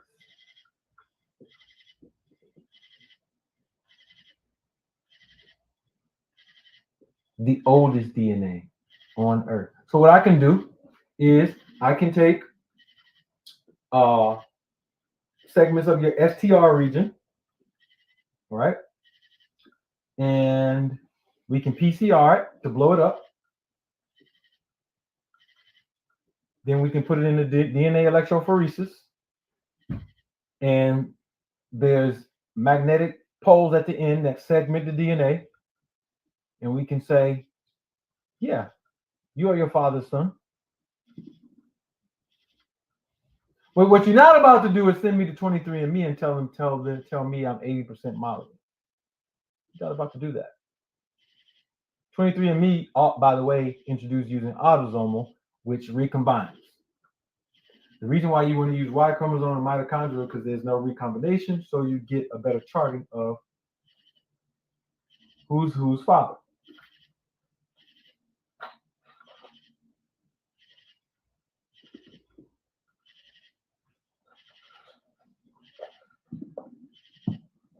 But y'all gonna have to explain to me how mine went from kinky hair with trichohyline, CUTU transport systems in the hair, MSH, melanin stimulating hormone, which is proof by their visible depiction of the color of their skins, MC1R receptors, to not having them. You're going to have to answer that question. That's for you to answer. I don't have to answer anything. If anybody from the Pan-African community comes to me and says to me, Ali, we want to talk to you about this genetic thing, I'm going to say, go ahead. I need you to go do all your tests on any archaeogenetic tests that you can do on bones, or test on common Eurasian Mexicans, or whatever other groups, wherever they are in South America, Central America, North America, and show me how they are the descendants of the people who I just showed you when they don't even have the same genes. The proof, the burden of the proof is on you.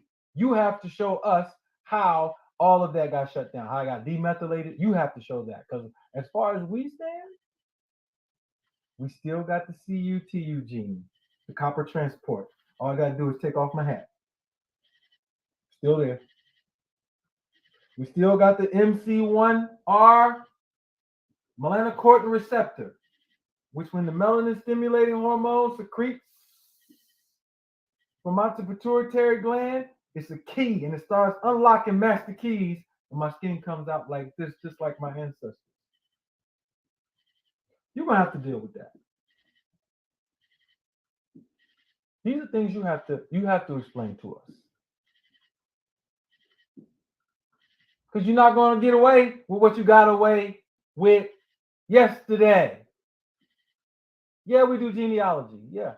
But the message to the American Indians who are so-called Black Americans who think that genetic genealogy is the way that you establish your political identity. You do not. You are not going to use the Kerner rule, the Dawes rule, and census data from genocidal maniacs who were killing our people, who control the census to determine your damn identity.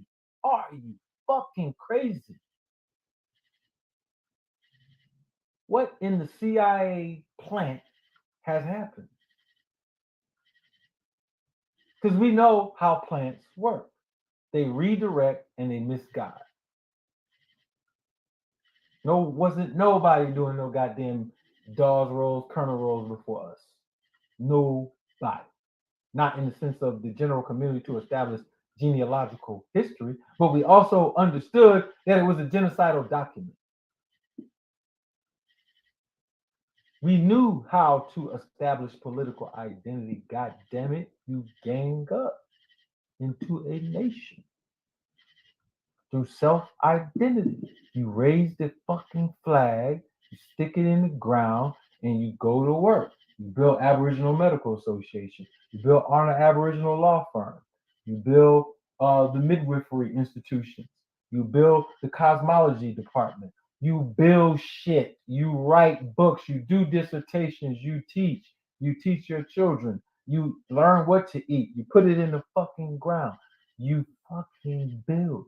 You don't get on Facebook after you are convicted Aboriginal of crimes against women with children, withholding their money, their assets, and then you try to get on Facebook like you in a fucking Star Wars, King Wei Shi.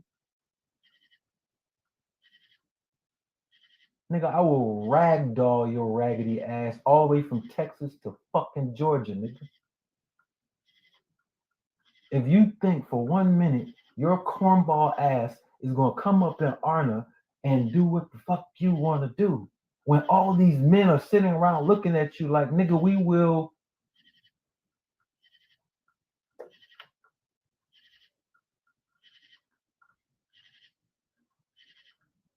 So what's the lesson that's supposed to be learned? All this DNA, all this July the 4th shit. Let's get down to the nitty gritty. Your ass is scared. And you think it's sweet. That's what's wrong with black people. You think it's sweet. You think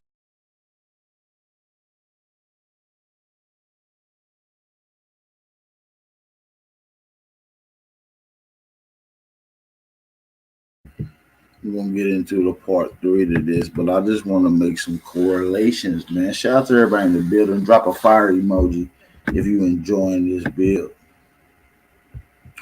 Drop a fire emoji if you enjoying this build. I want to kind of get into some shit real quick. So, what I got on the screen for you guys is a letter from Thomas Jefferson. Zoom in on this. Make sure y'all can see. Sealed. Let's get sealed on it. All right, let's get into it. Thomas Jefferson knew the secrets. During his term as president of the American Philosophical Society, he disclosed that earlier in his life, before he assumed his burden of political life, he had personally excavated an ancient Indian mound in Virginia, the Powhatans, right, in that area. Communications within the United States consular representative of Tripoli and Algiers and the consequences against the wars against the pirates of the Barbarous Coast drew to Jefferson's attention. The possibility that some linguistic relationship might exist between North Africans and those of North America. Now, let's make that correlation. What language did we say went over there? What people? Algonquin. We already said that the Algonquin and them languages that they call Arabic is really from the Americas. So that's the correlation. So let's get into it. Linguistic relationship might exist between North Africa tongues and those of North America. He encouraged the collection of vocabularies by the Consort of North Africa and also by American explorers such as Lewis and Clark, who were encountering Amerindian tribes not previously known. So even Thomas Jefferson knew that the people in America had the science and was probably older than the people that they was alluding to over there. We got to get into that.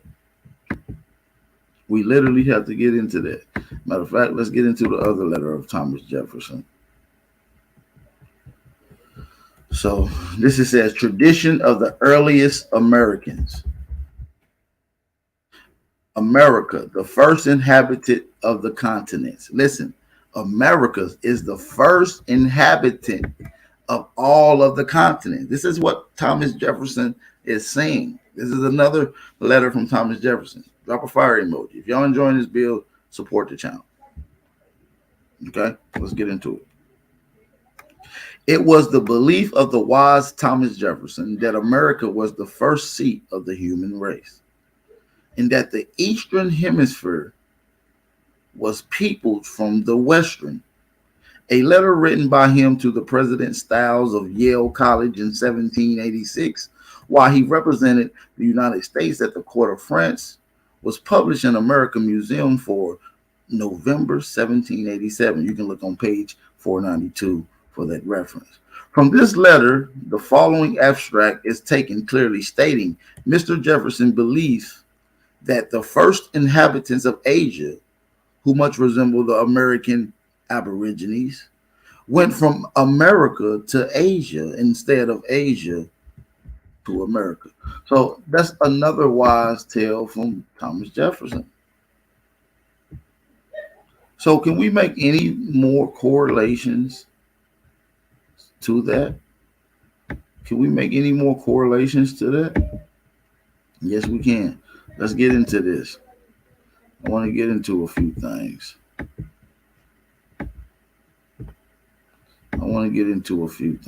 Let's get into it. I'm gonna go to an Olmec site. I'm gonna go to the oldest Olmec site known, which this is one of the oldest Olmec sites known. And this is found in Laventa. And he's actually inside of a plumed serpent. If you notice right here, he's inside of the belly of the serpent, or what we call the plumed serpent, which is better known as the Dracon or dragon, right? Which is also identifying a particular astronomical time dealing with astronomy. So in constellation, we was in a particular constellation, and he's traveling. This is a high relief carving from the Olmecs, illustrating him traveling and him setting civilization up, because the snake or the plumed serpent is always in representation of bringers of life, bringers of civilization. Okay, it's always in reference to that. And if you notice, he has a helmet on and he has a beard. Or this could just be a helmet, but you can notice that the beard up under the helmet, Olmec head, you notice that he has something in his hand. This is handheld. This is a bag. It's what they call the ancient handbags of America. This is them showing that they was leaving. Did Thomas Jefferson say that the people of America resemble the people of the Eastern Hemisphere? Do we have any more reference to Americans going to the Eastern Hemisphere? You got the Algonquin conquest in the Mediterranean. We already proved that the Olmec or the She people are the same people that we call the Powhatan or the Algonquin. We also have the ancient Maya, the golden age of the Mayas. That also refers to people in South and Central America navigating, setting sail to Eastern Hemisphere, setting civilization up in Africa and Mesopotamia. So you see these, and this is one of the oldest sites in the world, this Laventa site. It's older than any one of the sites in Egypt. It's older than one of the ones in Mesopotamia. And then we have another site that we're going to get into. So you see those bags right there. And when you get into Mesopotamia, how can you link that to Mesoamerica, which is Middle America, and Middle America is Central America, and Central and Middle and Meso is the same. Who is in Central, Middle, and Meso? Olmecs, and we just showed you the Olmec with the handbag. So as I put this on the screen, this is found in Mesopotamia. This is found in Mesopotamia. And you see the same clutching of the handbag in Mesopotamia. See, these are the suitcases. These are the handbags that has every bit of knowledge that you would need to jumpstart civilization. We don't need electricity in a bag when our ancestors was absorbing it from the atmosphere. See, but you would have to know the knowledge to observe this. So within these bags, they would have had data. It would have had a guide. It would have had scrolls. It would have had a manual. It would have had information to be able to start civilization. I am a walking thesaurus, by the way. And you see these in Mesopotamia, which is also arguably one of the oldest civilizations, second to Corral Supe in America. And what's very significant, because what's significant to that is because we got this whole Noah story. I told y'all that the Noah story starts with America, and it talks about them landing in Turkey and Mount Sinai, which correlates with the Atlantis story of them going to the Eastern Hemisphere and making their way and setting sail and creating the science to what we call Egypt, given this story from Atlantis. But no matter the name, the civilization which has been identified in historical past really existed. And so when you read in romantic poetic literature in religious forms such as the Bible, the Torah, the Tanakh, you got the story of Noah who builds this particular ark and sets sail to the Eastern Hemisphere, and he lands in Turkey, and he uses the science from the gods and uses particular wood only found in the Americas, dominantly in Florida, where Olmec and She culture also is. And they constructed this, and he landed in Mount Sinai. Mount Sinai is Turkey. And what we find significant in Turkey is we find these same bags in Turkey. This particular site is at Göbekli Tepe. This is Pillar C, Enclosure D. Pillar number 2, Enclosure D. This is Pillar number 2, Enclosure D. This is found in Turkey in Göbekli Tepe. This is roughly around 11,500 years old.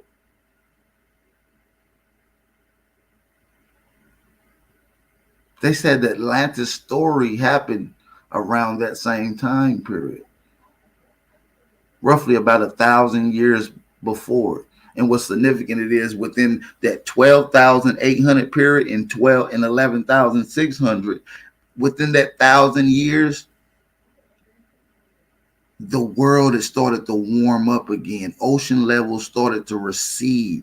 People was able to start grasping and working again. So you see this formatted in Göbekli Tepe. So you see these particular bags in Göbekli Tepe. And like I said, I want to go back to the Olmecs because you see them with the beards. You see them with the beards. You see them with the 3 crosses. You see them with the 3 men. This is ancient science. So we're going to get to that in just a second. So you got Göbekli Tepe, you got Mesopotamia, and you got Levanta. And you see the 3 handbags, which is something you would need to be able to grasp civilization, to be able to go. And as you look at this particular site, you can notice that you see symbols. You see these symbols? You can see a scorpion right over here, a snake. Okay, you see the snake. You see the scorpion. What you're looking at is a constellation. You're looking at the constellation of Scorpio. And if you go back using astronomy, Scorpio happened around 11,000 to 12,000 years ago.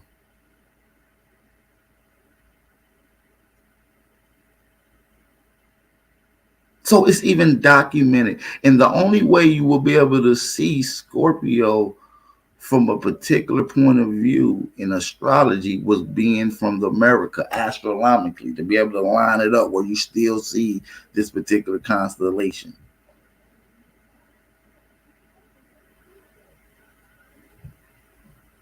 Okay, so when you're looking at Mesopotamia, you're looking at them people on the Book of Gilgamesh, you're looking at Olmec people. You're looking at Olmecs who traveled out of America. Let's look at some of these Olmec while we got them on the screen right quick. Let's look at some of these Olmecs. You see some of these Olmecs on the screen. Some of them got indents on them. Look like they was weathering. Either these are from cannonballs or these particular carvings was around before the cataclysm. And some of these particular what we call I forget these spears called, that's due to impact zones, actually hit some of these statues. Either they deliberately try to destroy them or these particular high relief carvings was around before the cataclysm, which ultimately forced and migrated, which forced our people to migrate to the Eastern Hemisphere, creating what we call Mesopotamia, coming from Mesoamerica, creating Egypt, coming from Egypt of America. You understand me? Creating civilizations that we see in the Mediterranean. So we know this. This is what some of these Olmec heads look like. These are heavily, I mean, these are sophisticated artists here. Like us here couldn't even draw a 3D module of this Olmecs. I mean, some of us are artists, but I couldn't. You know, so not everybody could just carve these. It took a very particular person who had this craftsman or artistmanship. And obviously, you see a very, very advanced high relief carving where it goes into even acute detail. Each Olmec statue that and carving that I'm going to show you has a different look. It has a different phenotype. It captured the spirit within each carving.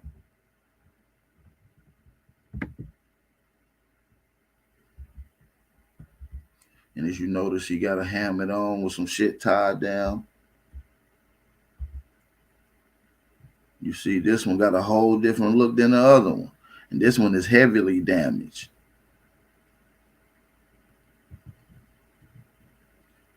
Heavily damaged. Let's move on to another one. Now, I showed y'all the one in La Venta. I'm going to just go to La Venta one more time. We're going to go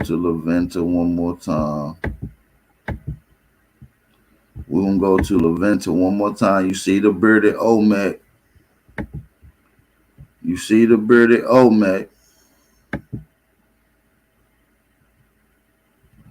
Right? You see the bearded Olmec. And I'm going to take you a step farther. Because I'm going to show you these same Olmecs in America with the same garb on. Just bear with me.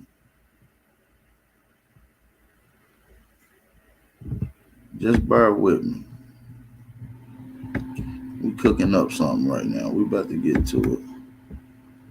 Don't go nowhere.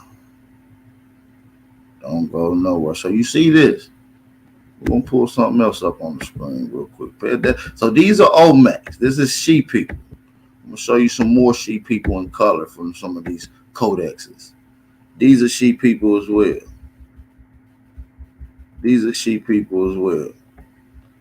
And it shows how the migration and the indoctrination. Mind you, they got on masks. You can look at their body. You can look at these people who they snatching up. Look at his attire right. Look at his attire right quick. You look at that. You see that? That nigga in full guard. You understand me? So these are Olmecs. And what they look like as they traveled is they weren't able to keep up like they normally do. They grew a beard. These are also Olmecs on the Eastern Hemisphere. These are the same Olmecs. They're just on a different side and they grew beards.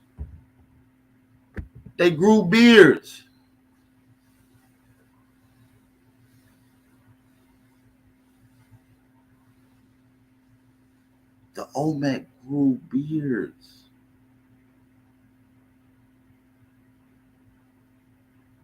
And look at this same cap that you see mimicked in America.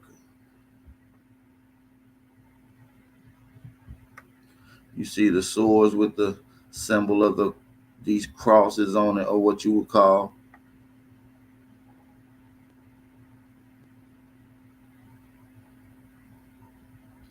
See the 13. You gotta pay attention, man. That's all I got for you motherfuckers today. We'll do a part 3 to this tomorrow, man. We'll get to the rest of this tomorrow, but we'll do a part 3.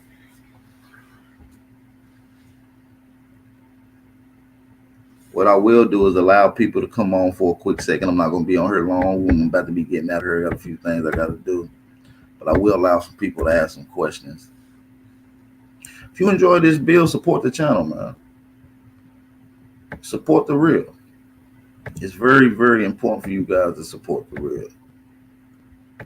Cash App and PayPal information at the bottom of the screen, man. We almost got 200 likes. If we can get one more person to hit the like button, we'll be at 200. I won't even complain. If we can get one more person to hit the like button. Shout out to everybody in the building, too, by the way.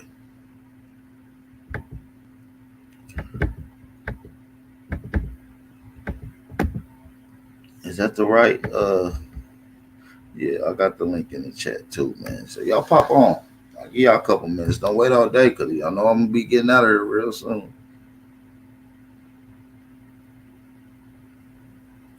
I want to give a special shout out to Kirk Elmore. He sent $13.13. He said, fire build. It's time to take action. Absolutely. It's definitely time to take action. And before we take action, we got to start organizing. Then we can start mobiling the information, being more mobile with the information. Okay. Shout out to Kirk Elmore again for the Cash App donation. I appreciate that, brother. Make sure y'all support the channel as well. I dropped the link in the chat. Do anybody want to come on?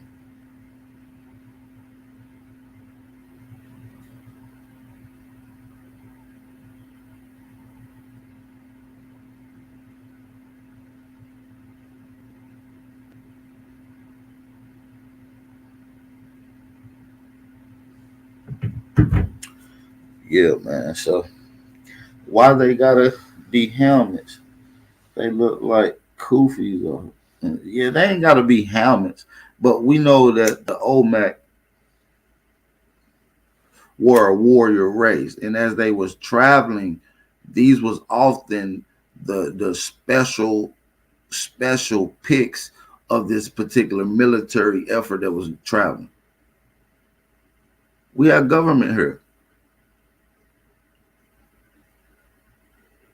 You know what I'm saying? We had government here. You know, so, you know, we're not going to, you know, take away. I believe those same styles later on became other headwear that was memorial and revering these particular sciences. What's going on, Rob Noxious, man? What you got for us here, Billy Rob? Hey, a long time no talk.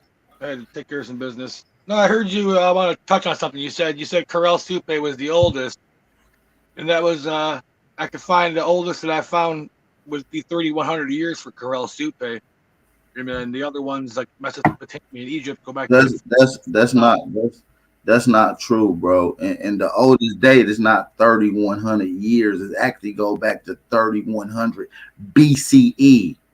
And that's according to Ruth Shady, which is the archaeologist who found that's what I just said. Also 3,100 BC. 3,100. Yeah, so let's be clear about that. 3,100 years and 3,100 BC is a 2,000-year difference.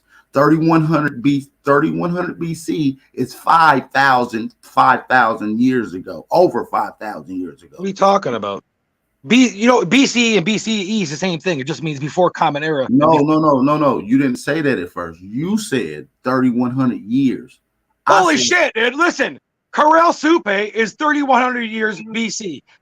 I know that. Mute, Rob. I'm just saying you were incorrect at first because you came on talking about, well, as far as I found this, Corral Supe is only 3,100 years. No, it's 3,100 BC. That makes it 5,000 years, which is the oldest civilization. Nip it in the bud, brother. Not older than Göbekli Tepe. Hemisphere in Egypt is older than that. It's been proven. What are you talking about? Well, Göbekli Tepe is not a civilization. It's a megalithic structure. So now what's significant to Göbekli Tepe is it's not like any other place that you find. It's also one of the largest monolithic structure. You can't say that because Corral Supe is old. You can use Corral Supe. That's the old one for sure. And they're up there with the best. And they've been around the longest. How old? But that's irrelevant because they're not the first. Mesopotamia is not 5,000. I'm going to go through the dates with you real quick. And this is all in B. Hold on, Rob. Hold on, Rob. This ain't the Rob show. Listen, hold on. This ain't the Rob show. Give me the date on Mesopotamia and give me the date on Egypt.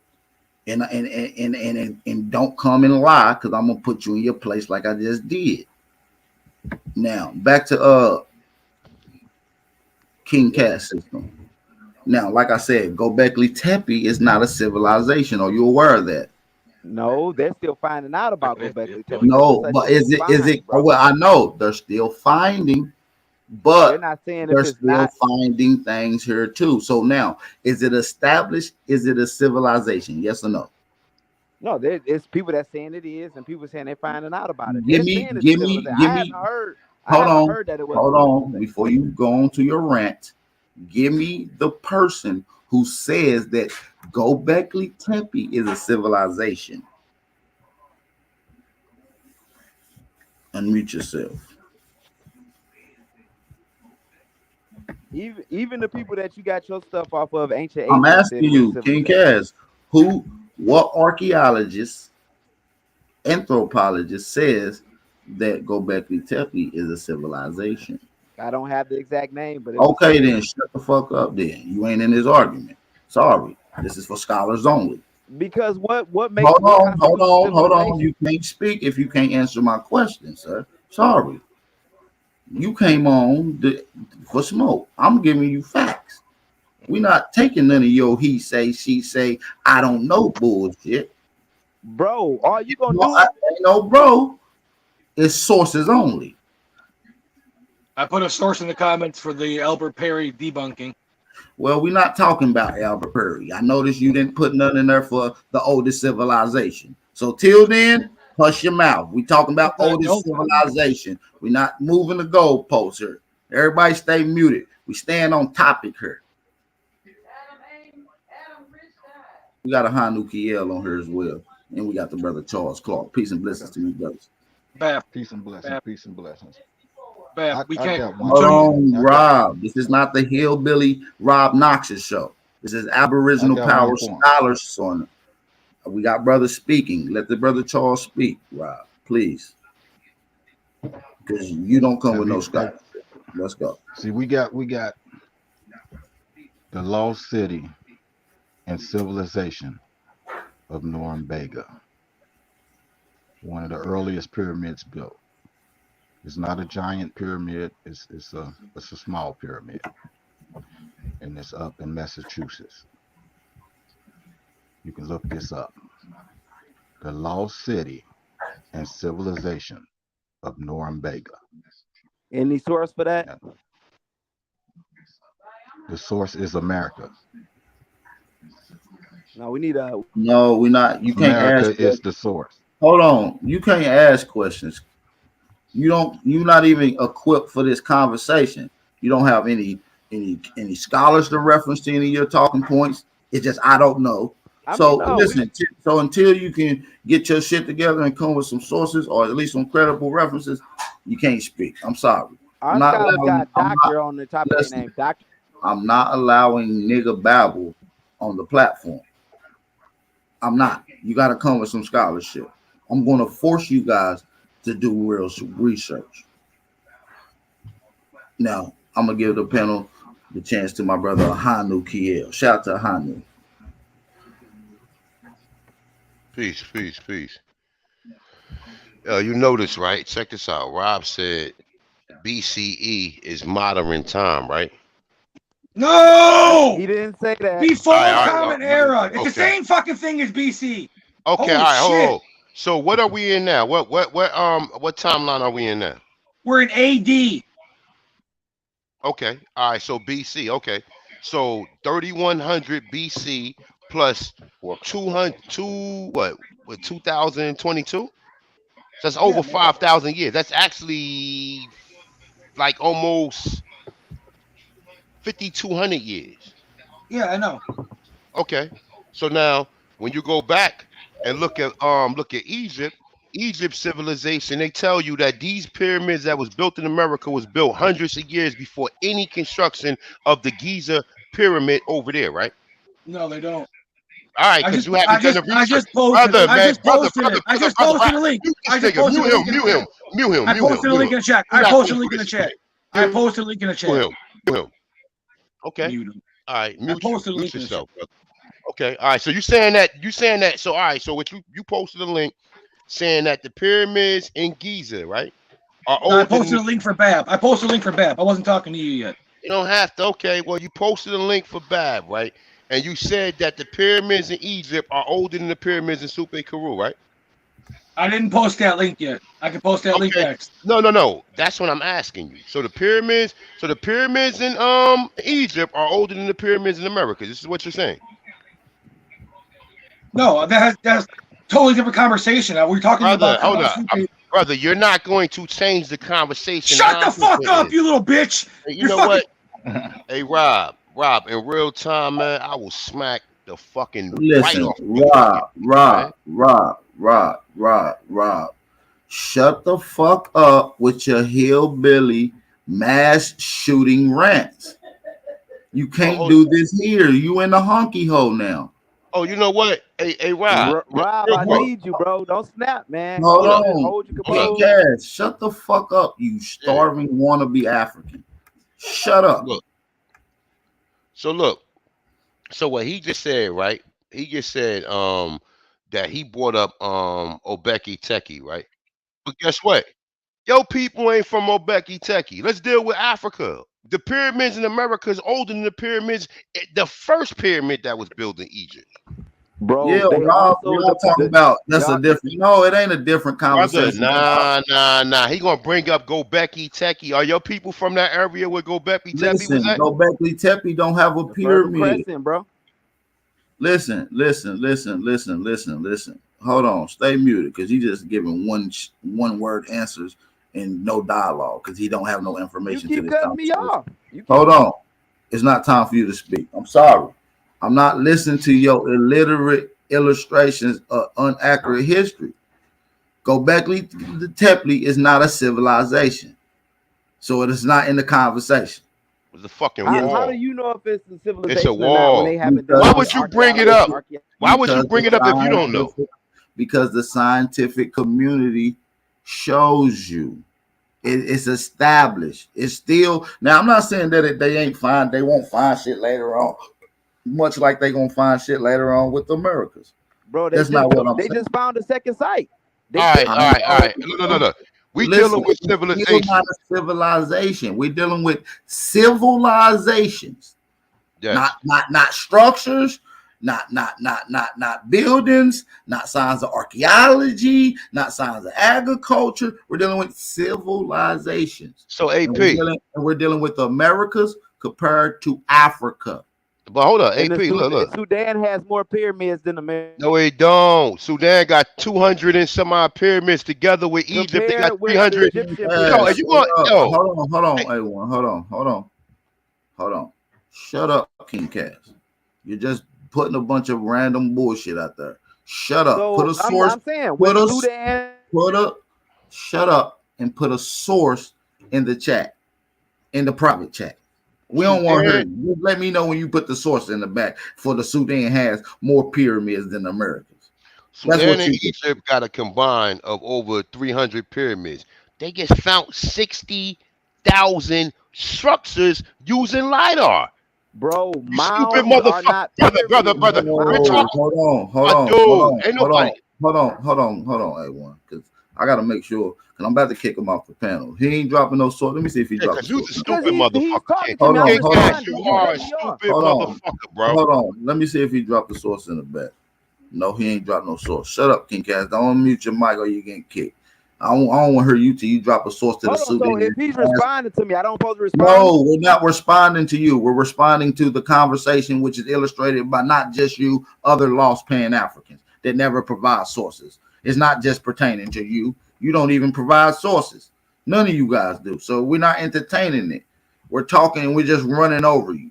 Now, what we were saying is 60,000 structures was found in Guatemala alone. And King Cass, for your own information, they're not mud structures. As a matter of fact, Ladanta was one of many of the 60,000 structures. Ladanta is the largest pyramid known to man by mass. It has concrete and specifically cut stone. Specifically cut stone. Okay? 60,000 structures was found in Guatemala.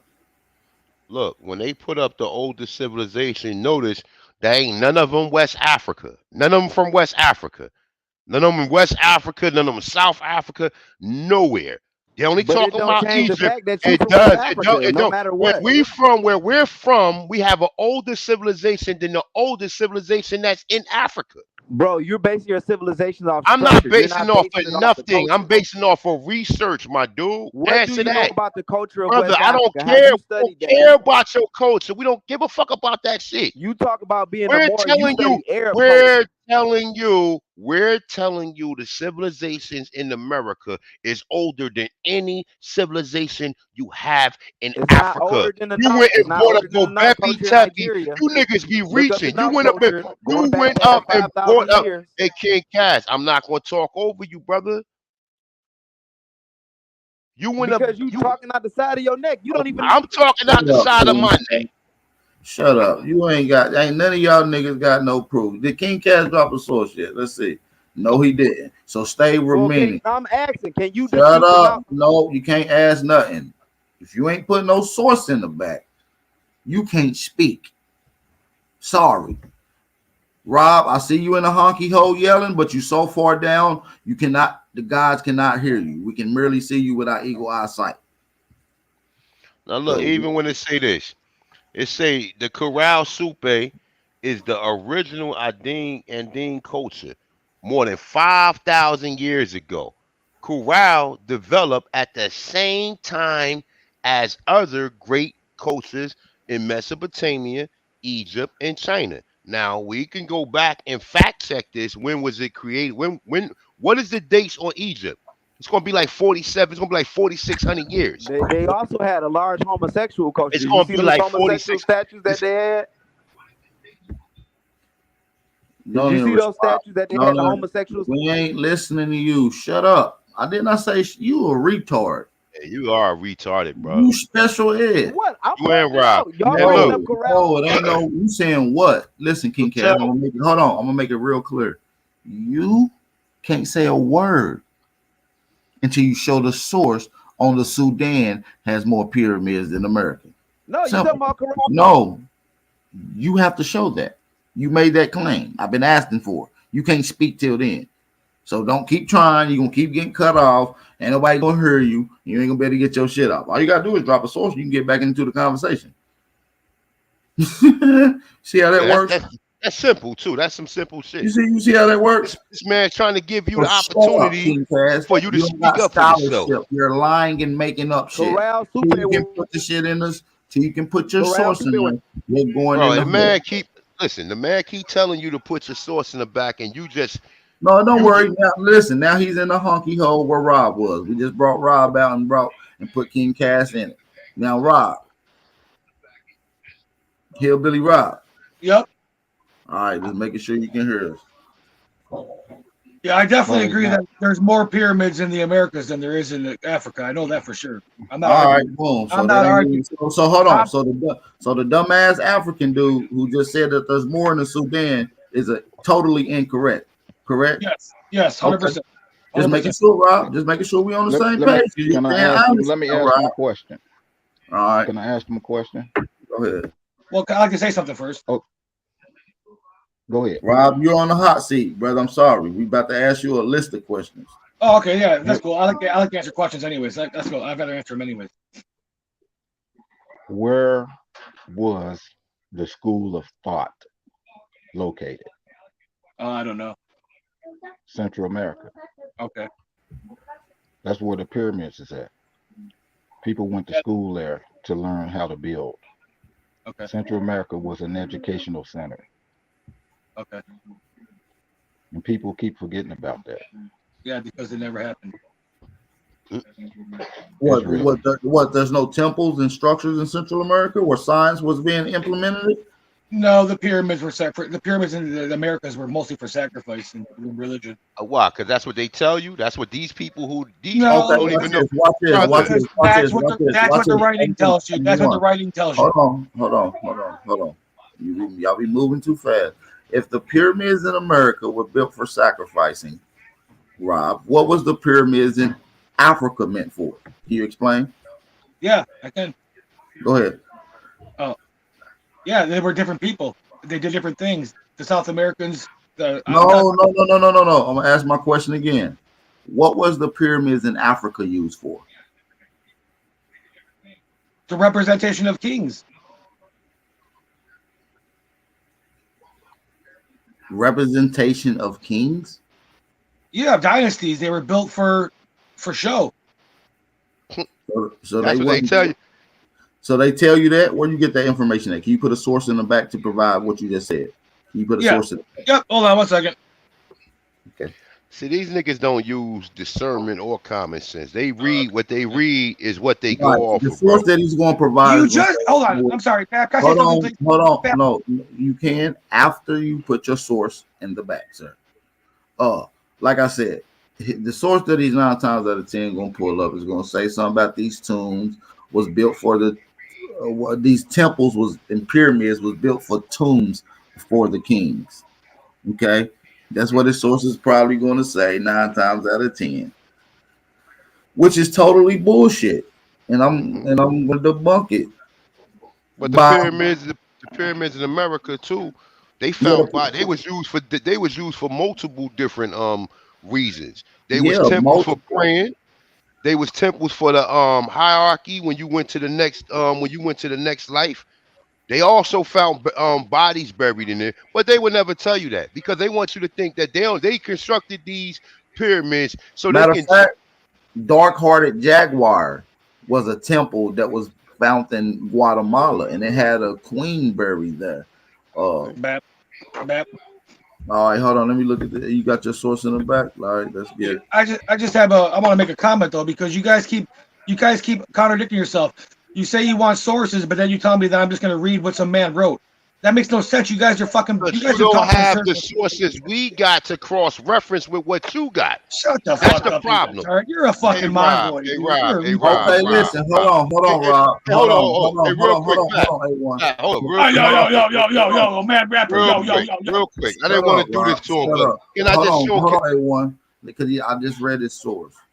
And his source simply says that the pyramids today stand as a reminder of the ancient Egyptian glorification of the life after death. And in fact, the pyramids was built as the monuments to house the tombs of the pharaohs. Death was seen as merely the beginning of the journey to the other world. You want to tell you how I know that's pseudo and bullshit? There has never been no pharaoh found and buried in any of these pyramids. None of them.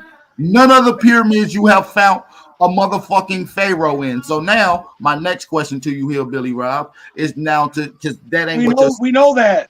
Hold on. Now you got to provide me and show me what pharaoh and what pyramid did they pull a body of a pharaoh out of? What pyramid did they pull a pharaoh out of? They never did because shut up. Why the fuck did you get say it was used for burial practice? You white fucking trash. Because that was the intention. You guys are so stupid and hurt. Listen. Hold on. They have found pharaohs.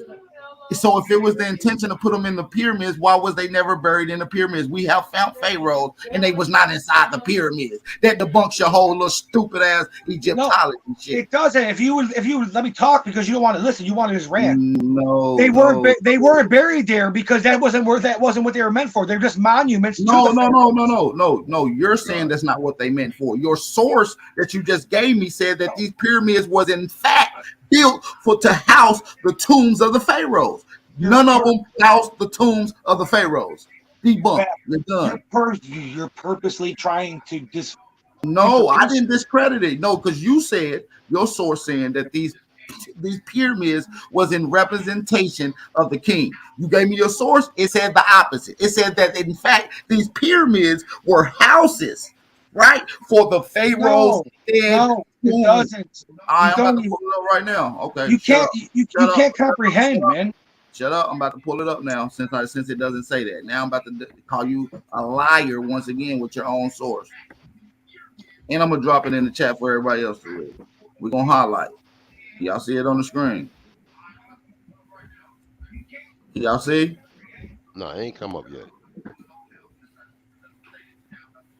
Oh, my bad. I still got my shit on the screen. I posted 3 other links to debunk everything you said. Hold on. You see this? Y'all see it on the screen, right? Pyramids today stand as a reminder. This is his source of the ancient Egyptian glorification of the life after death. In fact, the pyramids were built as a monument to house the tombs of the pharaoh's death. None of the tombs of the pharaohs was found inside of a pyramid. So this whole theory put out by Egyptologists is pseudo. His ass. Throw that in the trash. Does not correlate at all. What are you White talking trash. about? Throw that in the trash with your white trash ass. So you could take that and put that in the trash. And listen, you said that this source was saying that these pyramids was a representation of the kings. That ain't what this said as well. So they're monuments. You cannot comprehend. No, we talking about monuments to house. We talking about the pyramids were built as monuments. The pyramids were built as monuments to house the tombs. What? So please show us a tomb. Show us one tomb that was pulled. Since he gonna keep on trying to defend his article. Show us a tomb that was pulled. Go ahead. Let me ask another question to the people who believe in the Egyptian stuff. Didn't Egypt have a war in 1798 with Neapolitan? You guys are totally crazy, man.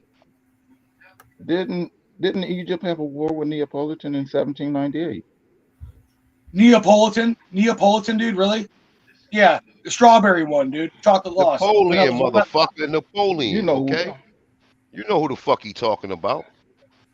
When we say squatter, rascal, white trash, you know who you talk. You know exactly who we talking about. And if you read his manifest, he tells you that they went into Egypt to get their culture. So if they went in Egypt in 1798, that means that they warred with the people who was in Egypt. And the Egyptians were still there, running the pyramids. So how are y'all going back to BC when they just went in the war in 1798? Now we're talking about 1798. This is what I'm saying, man. Yeah, because that's when. We're gonna stay on the ancient pyramids. We don't want to run from these topics because these hillbillies and these lost ass niggas don't come with no credible source. Even their own sources debunk their own goddamn theory. Talking about the pyramids was held for the whole nigga. They ain't even found no fucking bodies in those stupid ass pyramids. Why didn't you bring up the link about the oldest civilization? Because that ain't, where's that at? I didn't see that source at. Where did you put that at? I put 3 different sources in there, man. Or 4 I only different see one, bro. I only see one. Oh, okay. You seen that last one at 12:57. All right, I got you. All right. So put it in there. The oldest civilization. Okay, hold on. Here we go again. Let me do it again for the third. No, but listen, we talking about we comparing ancient America to Africa. Because that's where y'all saying we come from. We saying we come from here. So we comparing ancient America to Africa, nigga. So what's the oldest civilization in Africa, nigga?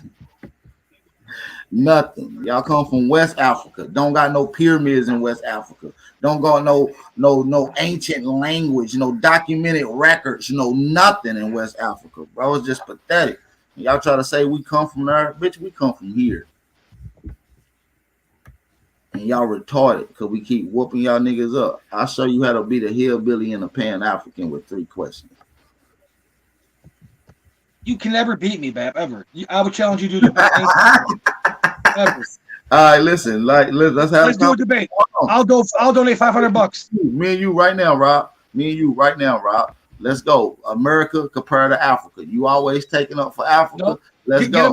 Get a moderator. I want 30-second intervals. I want a moderator. No interrupting. Nah, we're gonna get it. I'm gonna let you go right now. Go. You got the flow. I'm mute myself. Everybody mute. Rob got the flow. He gonna prove how Africa older than America. Go ahead. Africa is older than America because the civilization in Africa is older than civilization in America. Interrupting already. Here we go. Yeah, I am. Shut up, hillbilly. Listen, this is the conversation. You got to prove how civilization is older in Africa than it is over here in America. Go ahead, Rod. You got the oldest archaeological and geological historical finds that have ever been are from Africa, hands down. Bottom line. We talking about civilization. We ain't talking about random finds and shit. Because they got random finds that's called forbidden. All them old random finds, they get put in the forbidden archaeology bucket. And we got shit that goes back millions and billions of years too. So listen, like I said, we're talking about we're talking. Shut up, Hill. Shut up. We ain't talking to you, nigga. You ain't even got no sources. Matter of fact, you say a word, another word, you going back in the honky hole where Rob. So listen, like I said, now Rob, we're dealing with civilization. We ain't talking about random finds. So go. You got the floor. Prove Africa got the oldest civilization. Go ahead. Africa doesn't have the oldest civilization. All right, boom. So America wins by forfeit. America, it's not America. It's not America. It's not America. We talk about it. There's other civilizations on Earth. No, we're not talking about the oldest in the world. We're comparing Africa civilization to America's civilization. Africa's older. Africa's older. Shut up. Does Africa have civilization older than America's civilization? Yes or no? Yes. All right, name the civilization that's in Africa that's older than the civilization that's in America. Egypt. How old is Egypt, sir? Egypt dates back to 4,500 years BC. So that would be almost 7,000 together, not 5. What source is that? Can you give me a source? I threw the link in the chat already. No, put it in a private chat. So I did. No, I told you I said it. And I did. I'll post it now. I'll post it again. Oh, hold on. I said 108. Yeah, I don't lie about anything, man. You'll never catch me lying. I'm putting it in. I'm looking it up now. This is from the History Channel.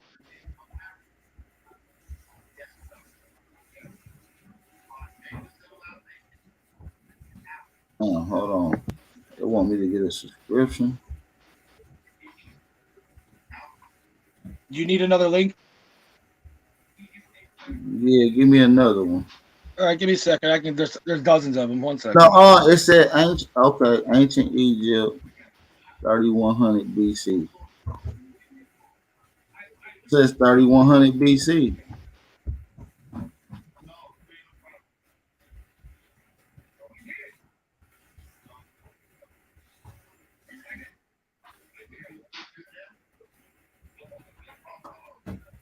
Says 3100 BC, Rob.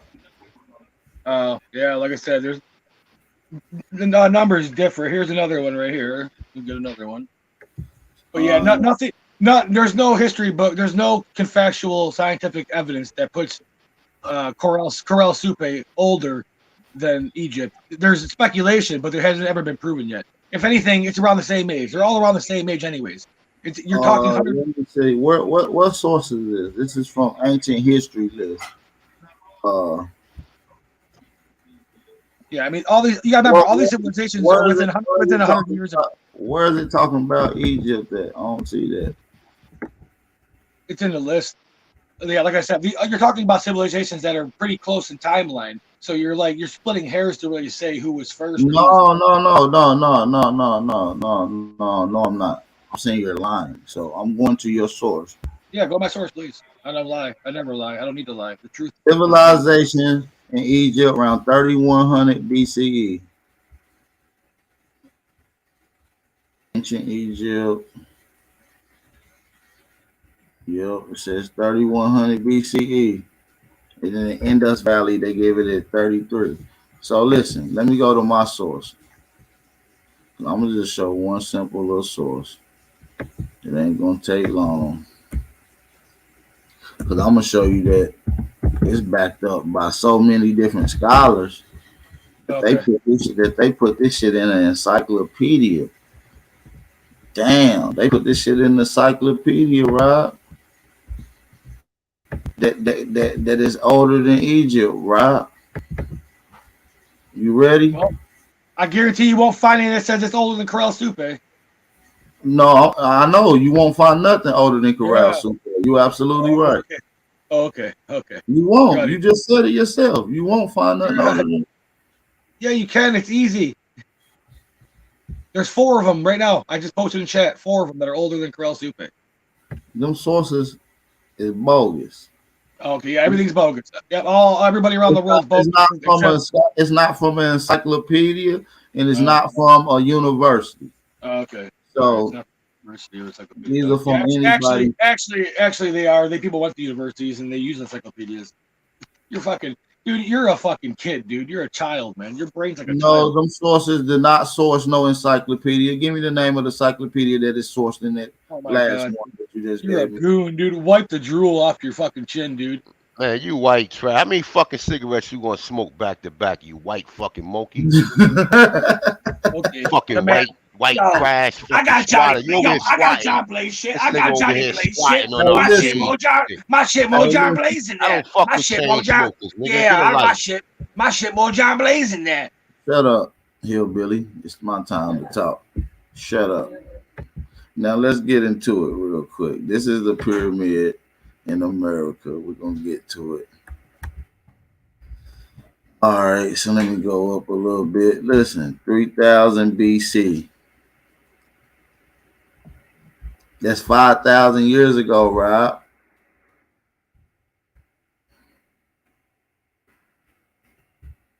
That's 5,000 years ago, Rob.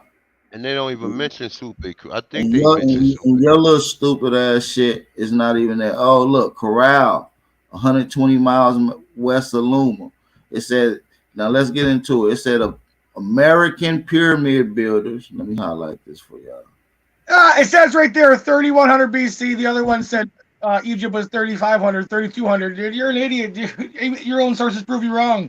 No, your sources was made up and non-credible. You didn't give a university or encyclopedia. Your sources from kids. You got kid sources, Rob. You got kid sources, Rob. Keep your hillbilly mic muted. Keep your hillbilly mic muted. We gotta show you how to do true scholarship. You hillbillies go to find random sites. Go to a credible sites. American pyramid builders began constructing these structures several hundred years before the pyramids of Egypt. Archaeologists believe that the Egyptian pyramids, therefore, first pyramid at Saqqara. I wasn't talking about the Giza pyramid. The Dozier pyramid's old. Shut up. Oh my God. Shut up. The Dozier pyramid. Shut up, hillbilly. Say another word, hillbilly, Rob. You gonna go right in the motherfucking hunky hole where your ass belong. Now look, it says that archaeologists said that the pyramids in Saqqara are between 28 to 86 BC to 2613 BC. Constructed the famous Gizas between 25. So listen, you know Saqqara, you know that's where Dozier is, right? You know that's where the step pyramid is, right? The bent pyramid, that's Dozier. That's in Saqqara. You talking about not just, they talking about both of them, hillbilly Rob. Now listen, it said that the pyramids took a different shape. Ancient engineers and architects started beginning their, the U-shaped plazas, what you see in Corral. So look, them little pyramids over there is not even a motherfucking 5,000 years old. So them little sources you got just hyped up the numbers. You using hillbilly rhetoric. Stop going to these hillbilly sites, dude. You tripping.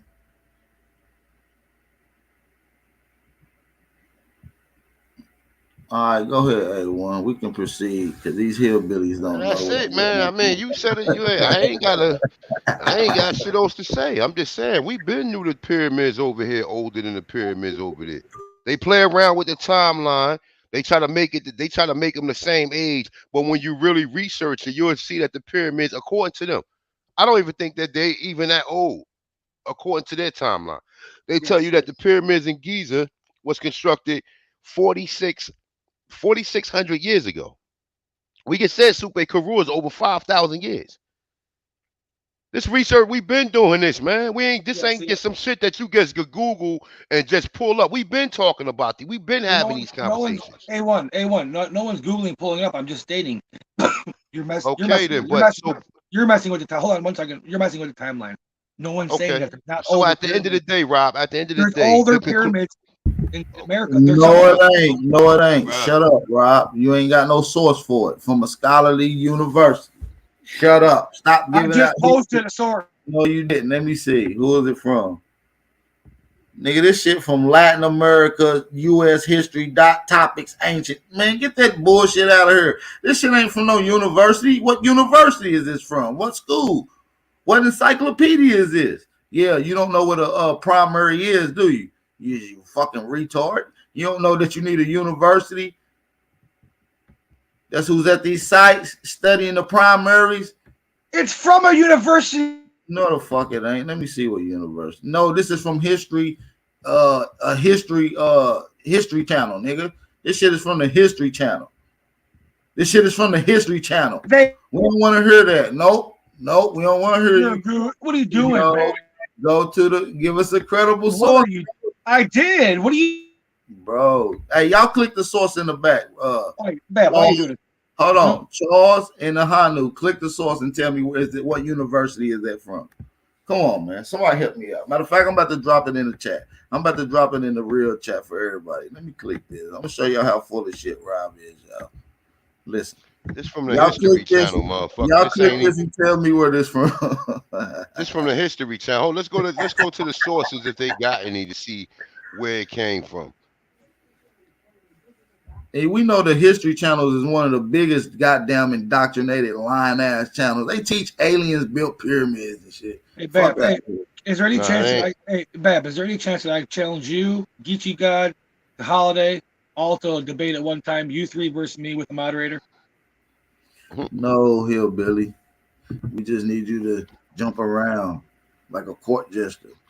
Nobody's entertaining your bullshit. Nigga, how dare you try to take on 3 highly qualified historians when it comes to the Americas against your fucking white trash ass, nigga. Who the fuck you think you is, man? That's Hillbilly Rob, the mountain man. Look, even not a coincidence said bad source, Rob. Come on, man. This nigga giving out History Channel sources. That's why I can't even take no hillbilly serious. We just be spanking little hillbillies up like this. And he think he got something good. Look at him, defeated. Look at his face. This is defeat.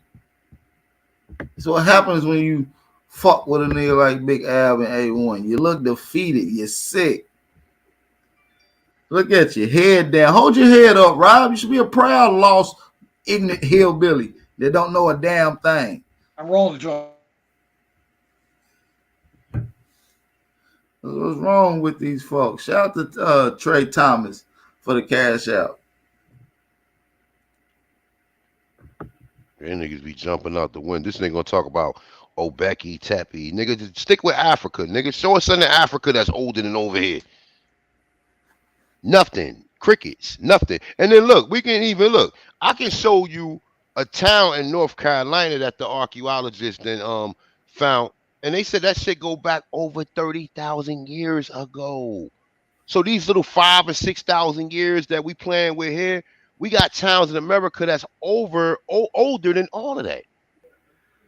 can't find nothing in Africa to show me anything over 5,000 years. Listen, not less. You can go and look this up. Scientific Journal and Nature.com. Go and look at the archaeological hotspots, significant sites throughout the world. Go and look at the graph chart. It shows you the southeast of North America alone has more significant archaeological sites than the whole entire motherfucking Middle East.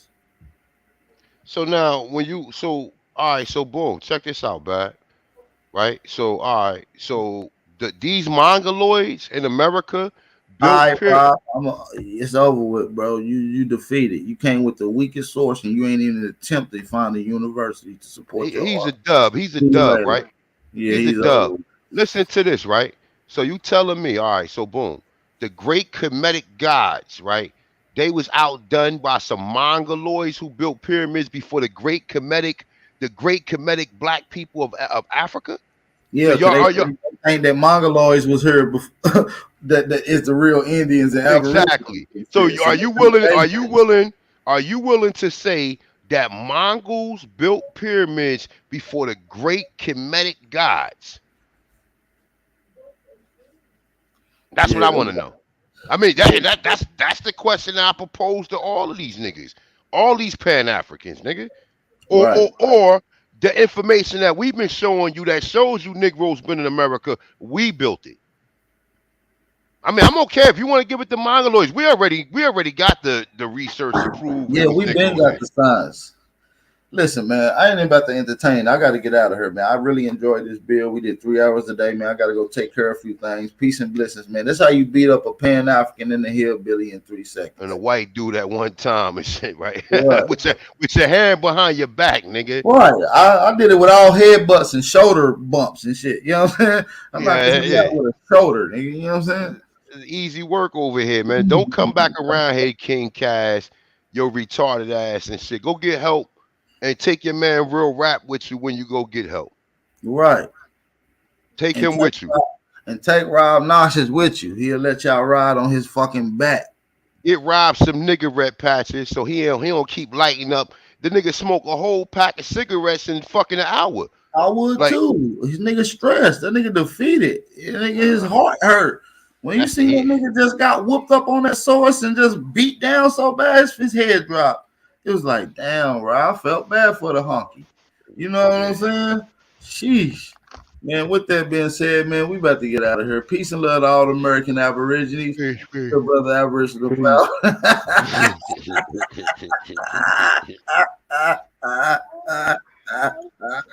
Shout out to all the American Aborigines, man. It's your brother Aboriginal Power. He defeated.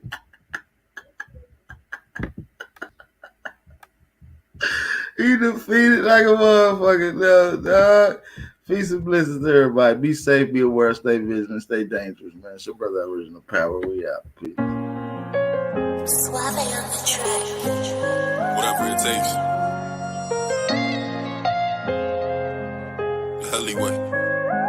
Coco, this your season right now.